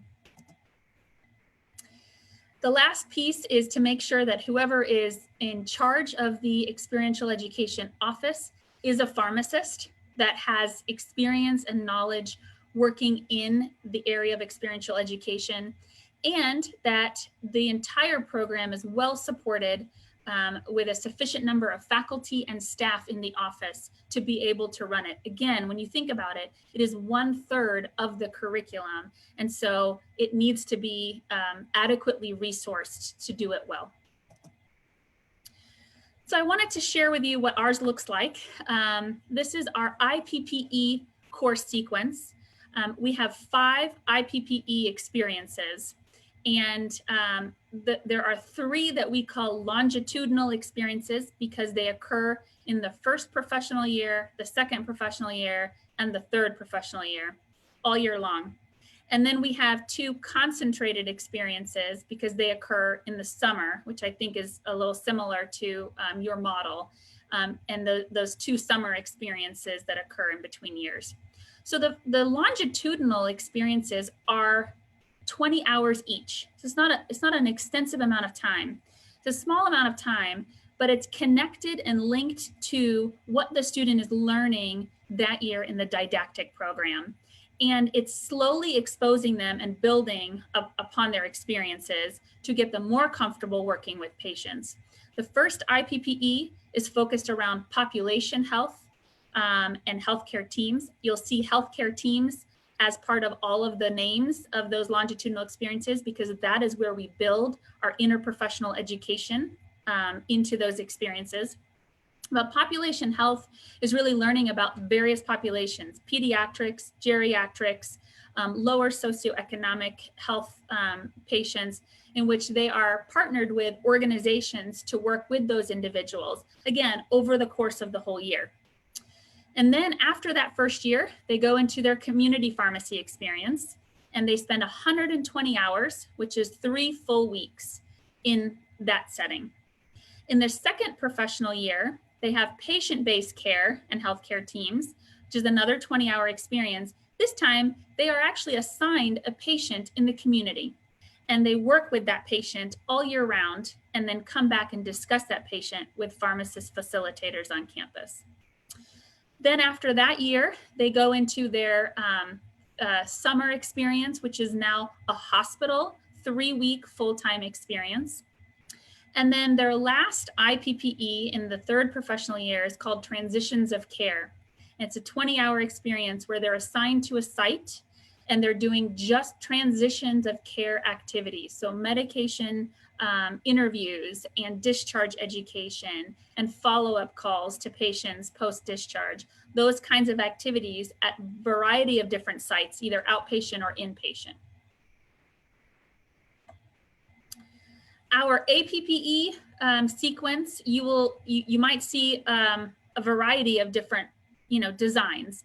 Some schools have 4-week rotations, which certainly does allow for more experiences. And some schools have 6-week rotations, which certainly does allow for more in-depth and growth in one setting.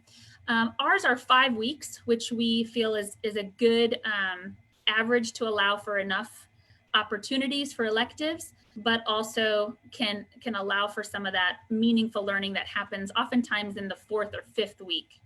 So as you can see on the left, the first 4 that are required are the ones required through ACPE. And then we have 3 electives that the students can pick whatever they want. And many other schools might have that 4th elective. We have another required course, or APPE, called Patient Care Selective. And what this is a subspecialty population where it's highly clinical, but it's not general medicine. So they might select oncology or pediatrics or critical care or some other, or infectious disease, some other subspecialty in which they're getting really intense direct patient care experiences, and then still allowed to have 3 other electives in a variety of other settings of their choice. Each of these, again, is 5 weeks or 200 hours. So I'm going to shift now to talk a little bit about how you involve students in the learning, and then I'll open it up for some questions.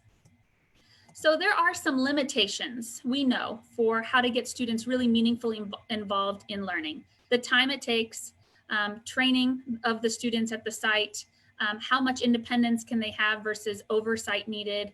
What if they aren't the most knowledgeable coming in? How does the rest of the staff feel about these added people that are coming and going? So certainly it's problematic in some ways to have students.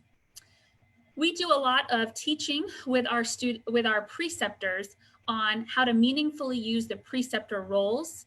And you may have heard of some of these before, but there are 4 hats that a preceptor can take, including direct instruction on teaching very specific things, facts and knowledge, modeling, which is showing the student, this is how I do this task, or this is what I'm thinking when I'm doing this task. Coaching, which is letting the student do the task, and you then give feedback or suggestions as they do it. And then facilitating, which is really hands-off, letting the student do the task and you stepping back and answering things if they need.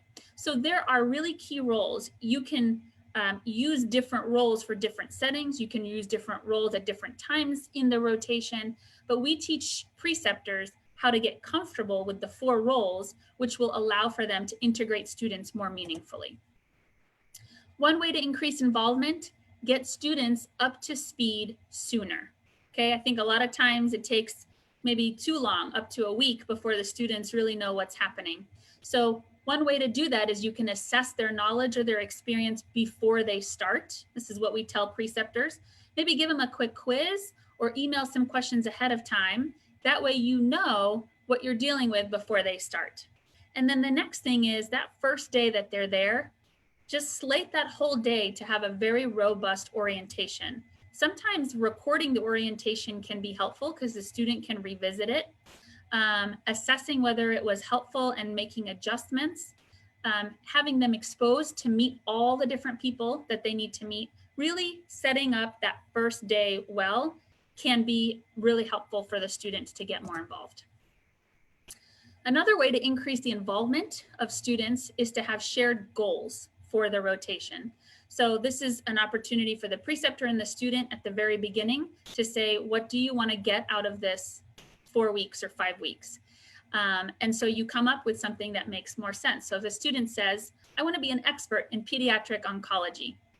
Well, you probably aren't going to be the expert in pediatric oncology in 4 to 5 weeks. So let's tailor that goal and maybe say, how do we find information to answer questions related to pediatric oncology?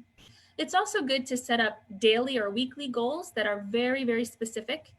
So, you know, I want you to do X number of calls this week, or before noon on this day, let's make sure you've seen this number of patients.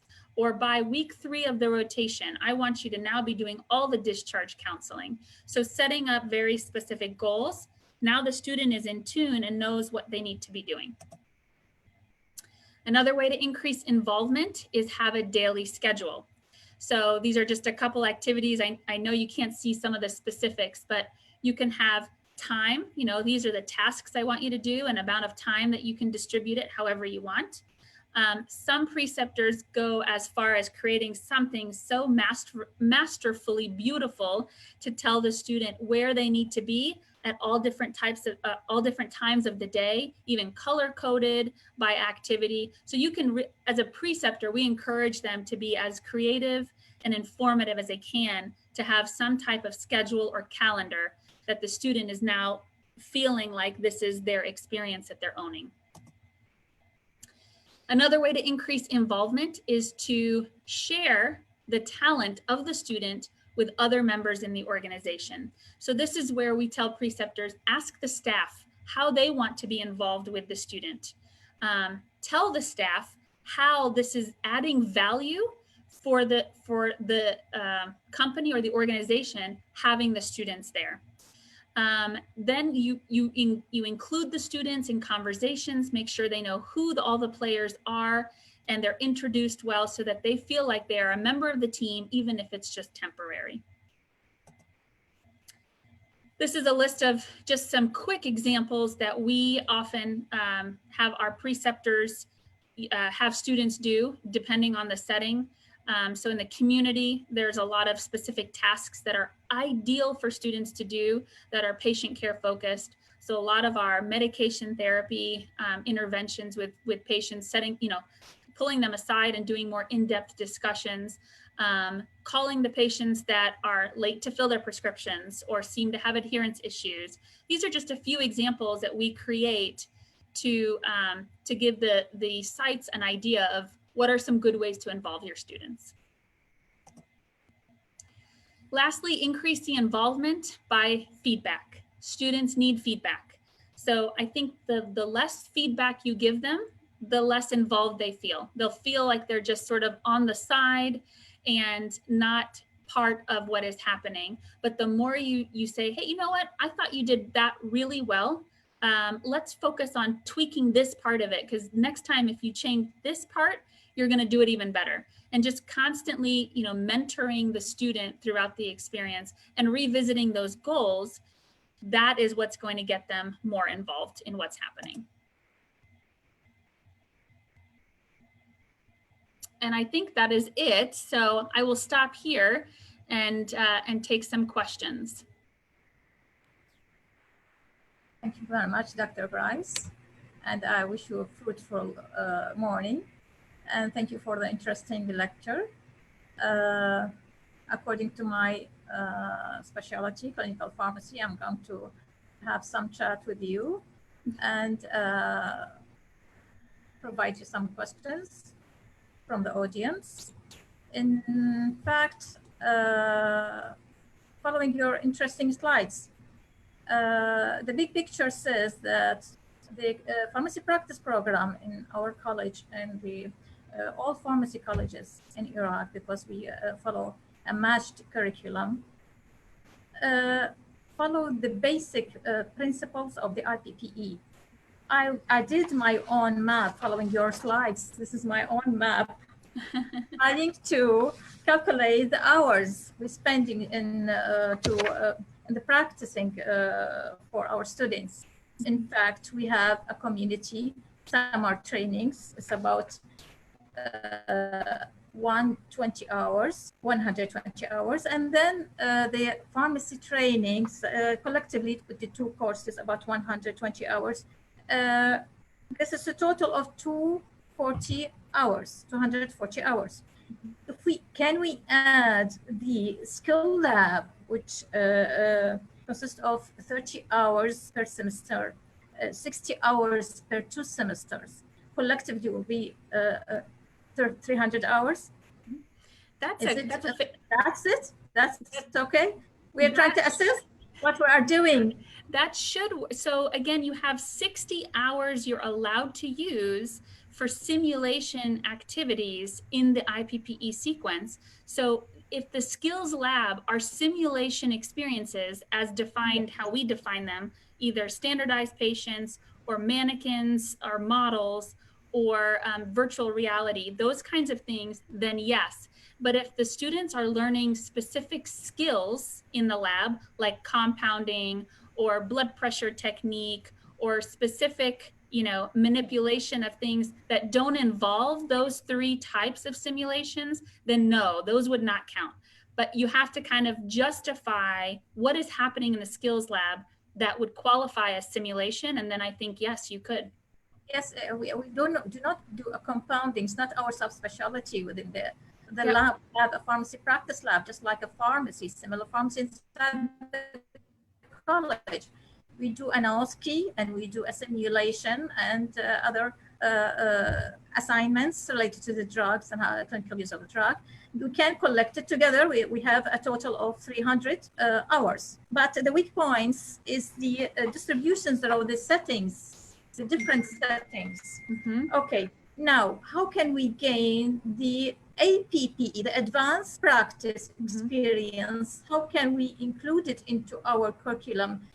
Of course, we cannot extend the study years to 6 years. It's not allowed. Can we go back to the early levels to provide the excess hours? You might, third or level? you might, or one thing would be to consider would be a really careful look at your content and how much didactic content is really needed. And so the question then becomes, do I have to spend this time teaching them in the classroom, or can I eliminate courses that we have in our curriculum and strengthen some of the earlier courses so so I can create the time for the advanced experiences? So it really is taking a closer look at what's happening in the classroom, because I can tell you they will learn a lot of what you are hoping they learn in the classroom in the field. So you can rely on some of that learning to happen there, and you do not have to do it in a lecture format. Yes, most of the students, they said, why you do not start the clinical pharmacy as early from the 3rd year, because it gives them more experience when they're going to the IPPE level. Or the other shortage is that how can we motivate our students? It is the certain gap, because they are going to the practice area very late on the 4th level and 5th level. there's a gap between them and the health providers, or even with the patients, communication with the patients. We need an early practice. Is it true? Correct. And that's why the IPPE was created, was they were getting out there too late. And so if you infuse those experiences early, and then you leave a lot of the hands-on learning again at the end, you have more of a connection of the building of their learning. But we are fulfilling the practice side of the hours related to the practice in the skill labs and in the community and the hospital wards and the internal medicine ward, but we are missing these points. I think it's better to start early with the students in the pharmacy practice. And this is similar to one of the attendees, Dr. Zaid's questions. He said that we are going to matching your basic aspects in the IPP. Why do you do not offer accreditation, please? This is his question. Oh, can you repeat that question? Since we are mentioning the requirements are achieved, and most of them we are already applied in our curriculum, the same as mentioned, how long would it take to get accreditation to our colleges of pharmacy? That would probably be a better question for Mike or someone else. Yeah, I'm not involved in the accreditation components. I'm more involved in designing our experiential components to meet the expectations of the accreditation. Okay, let's go to the next questions. I'm wondering about the sites of practice for students. Can we depend on the primary care sites instead of generalized hospitals and other competent areas for the early levels of practice, I mean? For introductory experiences? Yes, of course. Well, you have 150 hours that have to be split between the community and the hospital, and they have to see an equal distribution. The other 150 you could do in primary care settings. Primary care probably applies more in our advanced years, where we call it ambulatory care, and that's where students are seeing patients alongside physicians. So that setting would probably be a little bit more for the advanced learner. Okay. Another questions from the attendees. Are there certain standards for experiential educations as a part of the requirement part of certifications and standards for experiential education? Yes, so the three standards of the standards 2016 are all focused on experiential education. That's 12, 13, and 20. You can actually see some components of experiential education in the criteria of many of the other standards, but we have three fully just dedicated to experiential. Yes, okay. Another questions. Do you think that competencies of pharmacy graduates differs from one country to another? By the general look? Do I notice a difference in the competency of our graduates? Yes, between countries. I would be lying if I said no, because there are some differences. The key is that all the students who are graduating are at least meeting your minimum competency level. And then some students have very higher aptitude for achieving a lot more and will do a lot more with their career. But yes, there is some variance. And even with passing licensure, we see some problems. You know, some students were able to make it through the curriculum, but we're not able to get licensed. So there's definitely some things that still impact the student's ability to retain their education afterwards. Yes, thank you. Another question, how does the college assess the preceptors they rely on training for the students? So we actually, our institution has a contract with an organization called CEI, and it is it's just a platform for preceptor development. And so we pay them and they allow all of our preceptors, I said we have about 1,000, they allow all the preceptors to have access into preceptor development modules, which also are CE, which our preceptors need. And so our preceptors can keep up to date and do different modules on how to give difficult feedback for challenging learners. So there's lots of techniques as a preceptor that you need to learn as a skill. And so we give them access to all of this development. Okay, thank you. Another question. Thanks, Dr. Gloria, for the great talks. And you talked about the students' preceptor ratio. This is the most problematic aspects. Could you please comment on the class size?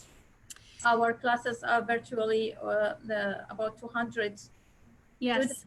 How can we cope with this problem? That's a fantastic question. And I can relate to the problem because our class sizes were 250. And as you experience, there's a saturation in places in the area that can accommodate that many students, which is why we had to develop meaningful relationships with other states and other countries to develop experiences for students to go there. So oftentimes, our situation might be different. They're coming to us from a far place. We have to then develop places, rotation sites that they can go back to in their hometown that's not taking up sites for our local students. And so it's a very big challenge, and we have struggled with it for years. I'm happy to say in some ways that our decreasing enrollment is actually allowing our experiential education to breathe and to have sites that have capacity and aren't so stretched, because even the preceptors were getting exhausted by constantly having students. So it is a big challenge, but I would say the best way to do it is to find the incentives that are meaningful for the preceptors, that will make them want to take the students, and then expand your preceptor base. Send students into other regions and other areas where they can have that quality learning. So the quality of learning is very important in this aspect for IPP and AP. Yes. Now, another question is about the big problems, the heavy curriculum we have in our College of Pharmacies. How can we provide the required competencies of pharmacies with the multiple career options, such as industrial pharmacies, such as regulatory affairs, other competencies, and marketing, and so on? Yes, so it's our alumni are a big part of that. When your students graduate and they go into different fields, we try and keep in touch with them through LinkedIn and through the website, and we try and find where they're going, what they're doing, and we reach out to them and say, hey, this sounds really neat. We'd love to get you on as a preceptor. And so a lot of that is just, marketing to hospitals and community locations. How can my students help you? And so you think of, presenting it in that way to them, and then they're more willing to take on more students. Sometimes it is just simple incentives. What can I do for you that would be meaningful, since you're doing this thing for me that's meaningful? So it's a lot of, I think in experiential education, you need to have some skills. And one of them is, we call it the skill of woo. You need to be able to woo people to be interested and excited and engaged to take learners. Okay, thank you. Now, what we are going to do during pandemics, how can we start the next academic year, and how can we proceed our IPP with these core hours that I mentioned? Yes. Okay. Yes. I would say the key to experiential education in a pandemic is telemedicine or telepharmacy. And that's essentially what we've been able to do for a lot of our learning, is to find ways for the students to remote access into electronic health records and remote access into patient hospital rooms or systems in which they can provide patient care from a distance. Now, it doesn't change the distribution expectations. Those students had to go in. They had to go into the pharmacy. Prescriptions had to be filled. So there are some tasks that will still continue to need students, and the ones that can't have students you have to creatively find learning opportunities that they can do remotely. And in many cases, we've been successful with remote rounds and remote healthcare documentation access. You can use a simulation from distance learning aspects and simulations, and it's actually it's not even simulation. It's actual healthcare from a distance. So they can contact patients from home instead of doing the visit in a clinic. They were doing visits over Zoom. So there's a lot of healthcare that can be done virtually, and we are just now entering into that space. But I think that's the key. Yes, but it needs to provide the facilities within the clinics, within the training areas and the other sites. True? Yes, but for us, a lot of the hospitals provided the right access for students to be sitting at home, but access the system and be able to follow their patients, call into the patient rooms. It doesn't take the place of actually seeing people, you know, and touching people. But in a day and age in which we can't see and touch you personally, we do as much as we can with virtual conversations like this. Yes, thank you. Another questions? Do you have offer internship for international students or researchers? Yes, we have an Office of International Programs, and we have multiple collaborations with other institutions in other countries. So this office is the one that is entirely dedicated for their staff and faculty to create these both ways, students that come here to do learning and training, and our international experiences. I can send you that contact information afterwards if you would like. Thank you. Thank you very much. Thank you very much for having me. Well, thank you for answering all the questions and for the nice chat with you. And thank you very much, Dr. Bright. I hope we can contact for future works and experiences. Absolutely. Thank you very much. Thank you. Thank you. Dr. Masar, back to you. The mic is yours. Thank you. Thank you, Dr. Muna. Thank you, Dr. Gloria. Now the time is with our students. In this academic year, and despite the current pandemic of a global health issue, the 5th year pharmacy college students worked hard on their graduation project, and actually there were 54 projects, and a lot of these projects showed outstanding participation, which reflect their passion for the science. However, the following group, Duha Ahmed, Mustafa Majid, and Noor Muhammad, obtained the highest score, and they were worked on a project which is titled Assessment of the Risk Factor of All Pharmacy in Elderly Patients. You are very welcome, Duha, Mustafa, and Noor, to present your result. I don't know who is now will present. You can share a slide now.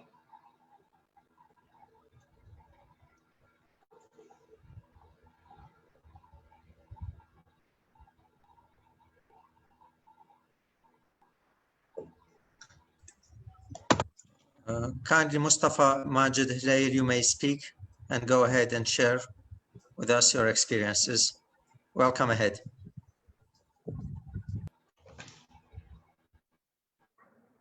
Hello and welcome. I'm Mustafa Majid. I'll be talking on behalf of my team. Before I begin, I'd like to thank all the high-level array of participants and organizers for letting us be part of this event. And secondly, I'd like to welcome and thank all the attendees. I hope you enjoyed this event and you come along with us till the end. Allow me to start the presentation.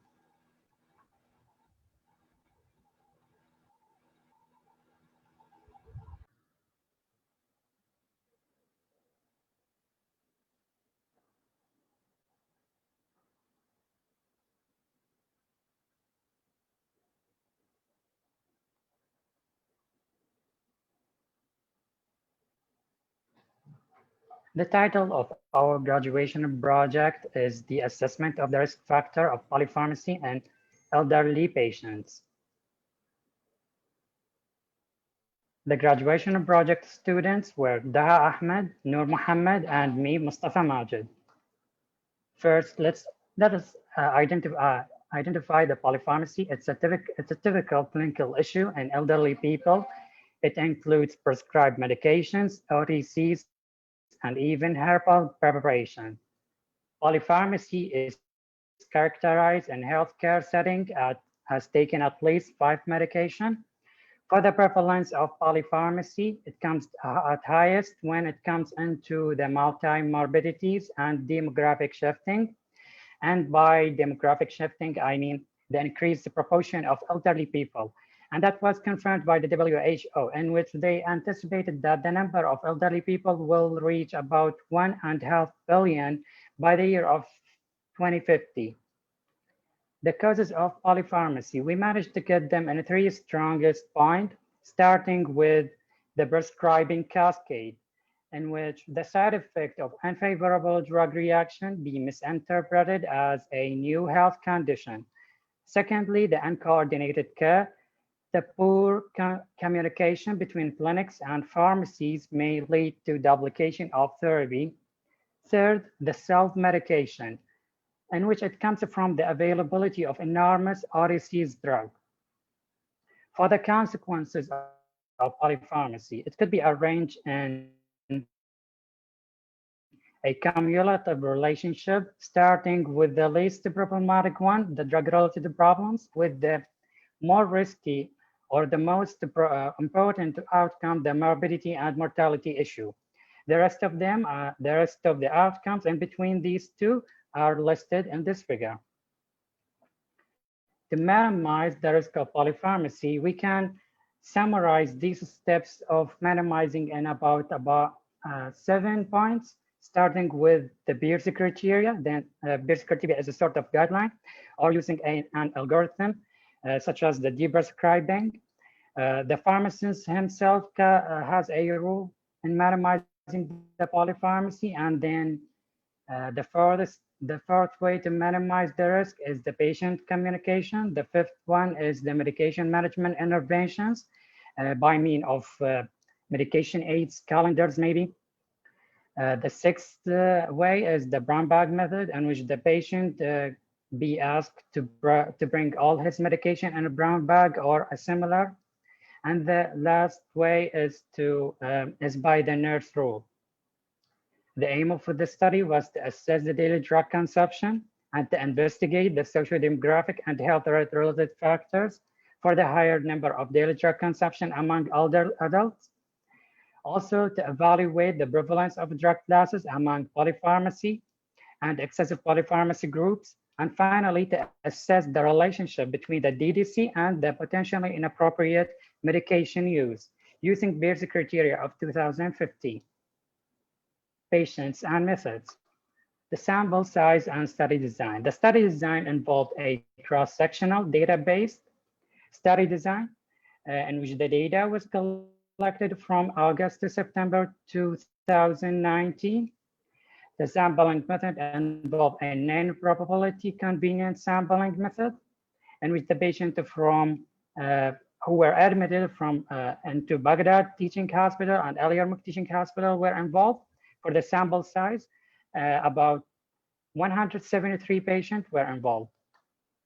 For the patient's criteria, the inclusion criteria, we included elderly patients who were aged 60 years old and above, and their caregiver to provide all required information. And we excluded elderly, any patient who were aged below 60 years old, or any elderly patient show objection to participate. For the dependent variable, the daily drug consumption number were treated as dependent variable and a continuous variable at the same time, and recorded by the so-called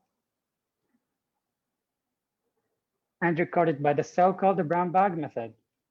Also, we managed to divide the daily drug consumption number into 3 polypharmacy groups for the purpose of finding which drug class contribute more into polypharmacy. This is gonna be more clear as we reach the result part.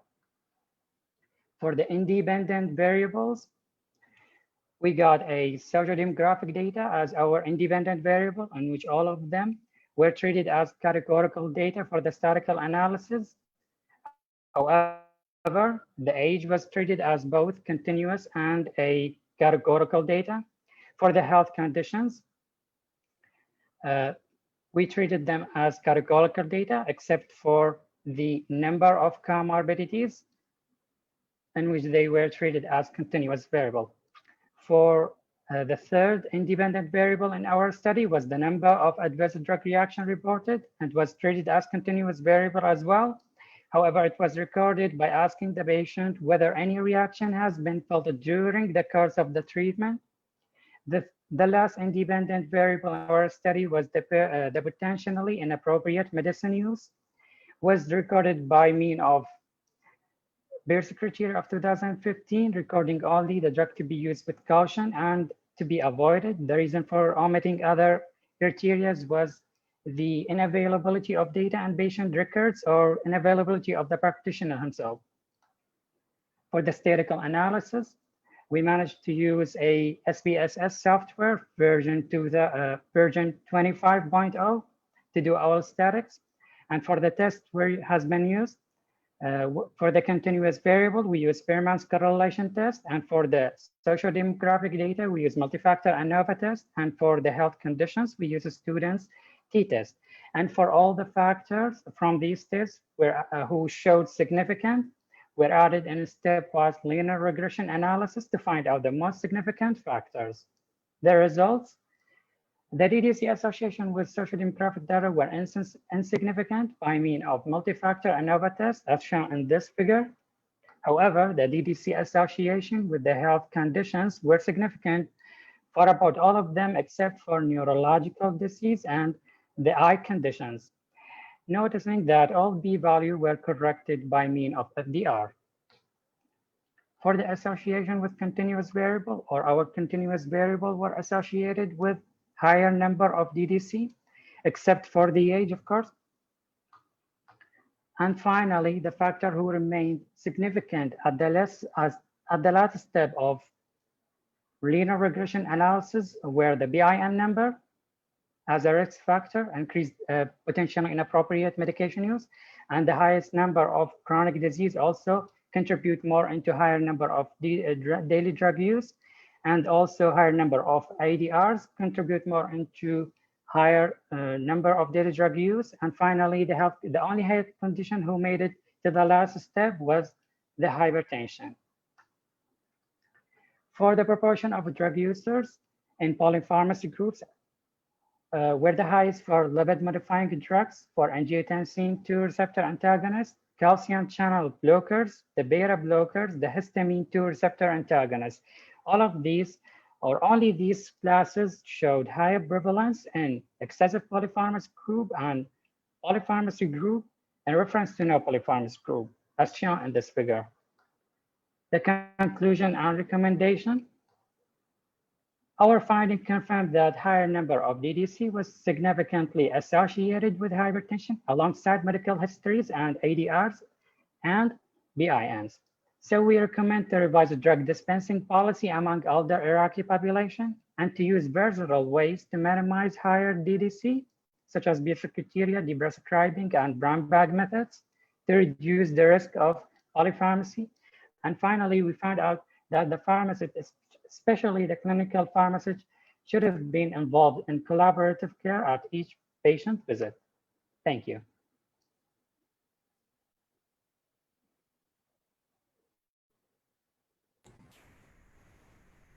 Thank you, Mustafa, for your nice presentation and very fruitful graduation project.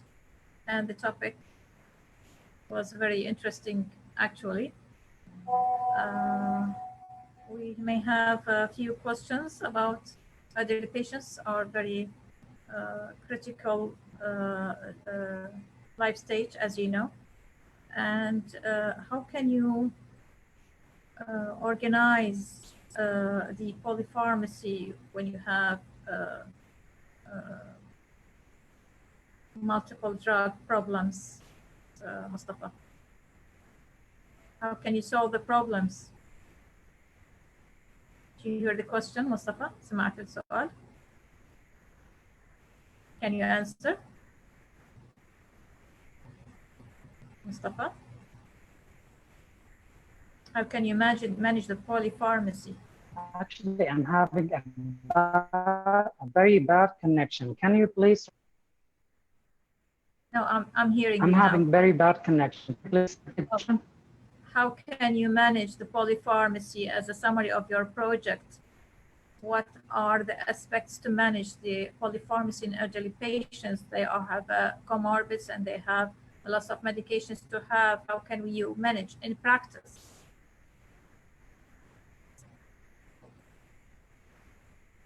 You can use the brown bag or the pill box or education charts. How can you cope with these problems? It is endless problem, the polypharmacy, Mustafa. In elderly, in geriatric patients, especially.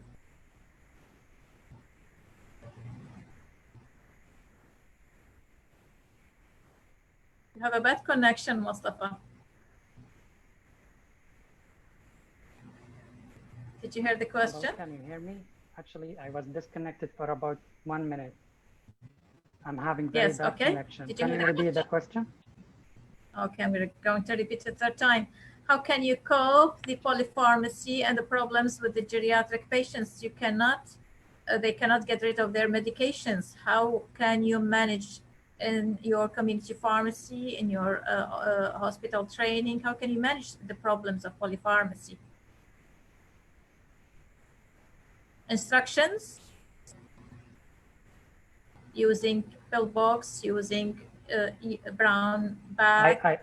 I think I have come across that during my presentation by the way of minimizing the risk of polypharmacy. I mean, one of the ways is to use the guidelines like Beers criteria or even a patient-centered framework like a deprescribing or even patient communication himself. We can communicate, we can tell the patient that not all the treatment are necessary if they are not. We can even manage to assess his adherence. Maybe the non-adherence is the causing him to consume more drug. Yes, Mustafa, and how can you motivate their adherence to the medication? We can use medication aids like calendars, like bill box. There are many ways to do so. I think patient instruction charts will improve. You can put it in their brown bags and continue contacting with the patients. The most important way to motivate the patients to adhere to these medications. True? Sure. I mean, there are many ways. One of which is that, like the one you said. How many drugs that could be eliminated from the polypharmacy or their brown box, let's say. Unnecessary drugs, they can get rid of them. I don't think there's a fixed number. Like it depends always the answer. I mean, the case we are observing is always giving us the answer we want by assessing and monitoring. Is always. Yes, they are using many OTC drugs, antibiotics and non-steroidals and so on, in addition to their current medications. True?